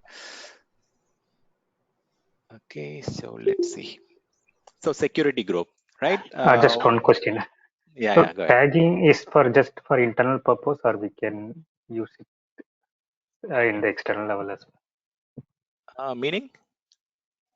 I mean, from the application also we can retrieve these. Yeah, you can use it, right? So that's why I said application owner can belong to different company. You can have an application third-party vendor. So if example, if you want to reboot something or if you want to do some activities on the system, then you need to find out whom, I mean, generally what you do, you go to the CMDB and get the report of the person whom to contact, all those things. Instead of doing that, you can get the information here itself. It's for easy identification. You can use it for whatever use case. You have 50 different tags that you can do. Okay, so you have a lot of tag that you can apply. Okay. Yeah. Yes, Dan. One question Yeah. in my environment, tags are there. So if I'm not giving one tag, I'm unable to provision the server. Is that setting it's the inside that EC2, No, or no, it's it is done at there? the config level. Okay, so we have a centralized tool like config and security tools, which can restrict from resources being created without the proper tag and so on. So it is like if you want to get confirmation of your resources, if you want to follow some specific best practices, you can have configuration management using a config tool. So all these rules are defined at the config level, not at the EC2 level. Okay, Stan. Thanks. Yeah. Oh, well easier. Okay, good. Okay, so security group. Okay, it's like a security group is like a virtual firewall. Okay, so for example, you have your operating system firewall, right? Within your OS, you have Windows firewall if it is Windows operating system. Similarly, you have got IP tables and Linux related firewalls, right? So this is at the OS level, but security group, it is a virtual firewall at the instance level. Okay, this is an instance level firewall. So not at the OS level. OS level, we have a inbuilt firewall within the operating system that is operating system specific. But the security group is a firewall for your instance level. If you want to have a first line of defense for your VM or for your instance, okay, EC2 instance, this is where you can protect. Meaning you can go and create a rule, either incoming rule or inbound rule or outbound rule. It can protect the data that is coming in or going out of your system on a specific port or a specific IP range or on a specific protocol. You can go and create security rules that can filter the traffic for your system. Okay, you can go and say that only it should allow traffic on a specific port, or it should only allow access from a specific range of IP. Okay, from a specific range of IP address. For example, if you want to allow only access from the jump server on RDP port, you can say only the jump server system should access on the RDP. Only if you want to say only the client range of IP should access the website, you can give the client range of IP as the source. So you can filter the source and the port and protocol on a specific using a specific rule. Okay, and any rule that you create, it will be immediate effect. You don't have to reboot and all those things. So any rule you create or edit will have immediate effect. Okay, so you can't deny anything. There is nothing called deny concept in security group. You can go and allow traffic using security group. There is no deny option. Okay, meaning by default everything is denied. Okay, that is important. Okay, so by default all the traffics are denied. Okay, all the traffics are denied. You don't have option. By default everything is denied. Okay, but you can go and explicitly allow traffic. For example, if I want to allow web traffic from a specific system, for example, I want to allow some specific IP. Okay, I can say that this is my on-premises IP range. I want to allow HTTP access from only these systems. Let me mute the line. Okay, so yeah. So I can just give a specific range. Generally, you should not open rules for open internet. Okay, that is very problematic. You should not open any traffic to public internet. Okay, it is not a recommended setting for any kind of traffic, either SSH or RDP or whatever.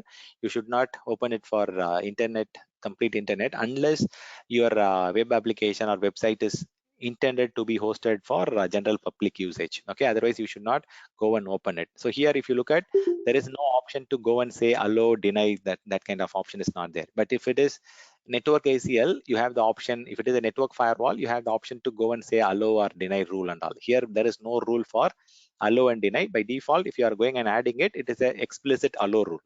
Okay, there is nothing called deny. Okay, there can be multiple security group attached to the same instance. Okay, there can be multiple security group attached to the same EC2 instance. If there are multiple attached rules, then it is a union of rules from different security group. If you have multiple rules in multiple security group, it will go and union all the rules, and it will pick up the combination of all the rules, and it will allow traffic based on that. Okay, you cannot go and deny the traffic, or you cannot block the traffic, or nothing like that. You have the option to go and allow the traffic, and whatever remaining, it is by default denied. Okay, that is the way it works. Okay, I'll show you some samples or example tomorrow, since we are at 9:30 now. We have just discussed it at the theoretical level. We'll see these things in a practical level tomorrow. Okay, so with that, I think we have almost covered 6 topics. The last one, which has got some key pair, okay, we'll discuss that tomorrow. Okay, so any questions from anyone so far on these options which we have discussed? Any questions on these topic? EC2 AMI instance type, EC2 purchasing option, configuration type. Leave the placement group for now. The EBS storage type, security group, tagging. On any of this topic, any questions from anyone? I'll be here for 5 more minutes to answer your question.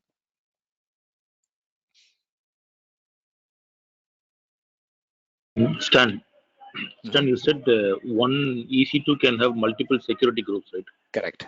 Yeah. Likewise, one security group can be mapped to multiple instances. Yes. That is also. Correct. That is also. Yeah, Okay. yeah, it is possible. Yeah, one security group can be attached to multiple EC2 instances. Yeah, that's a good question, and that also brings one another important point.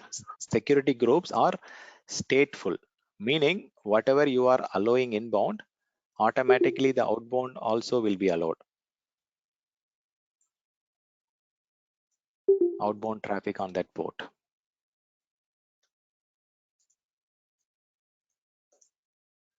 Okay, so that's the important thing. Stateless, security groups are stateful.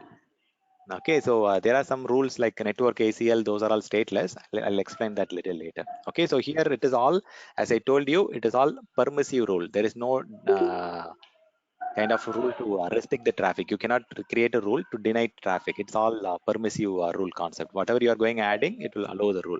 So as I told you guys, don't get too much carried away. Just understand what is security group, what is EBS volume, what is different purchasing options available, what is spot instance. Just at least understand what exactly it is. Okay, like AMI is a template and EC2 is a elastic compute cloud for creating a VM. So at least try to understand the basics for now. Once you practice, you will get to understand all these things in a very good way. Okay, so with that, I think we'll call it a day. Okay, so I'll stop the recording. Thank you.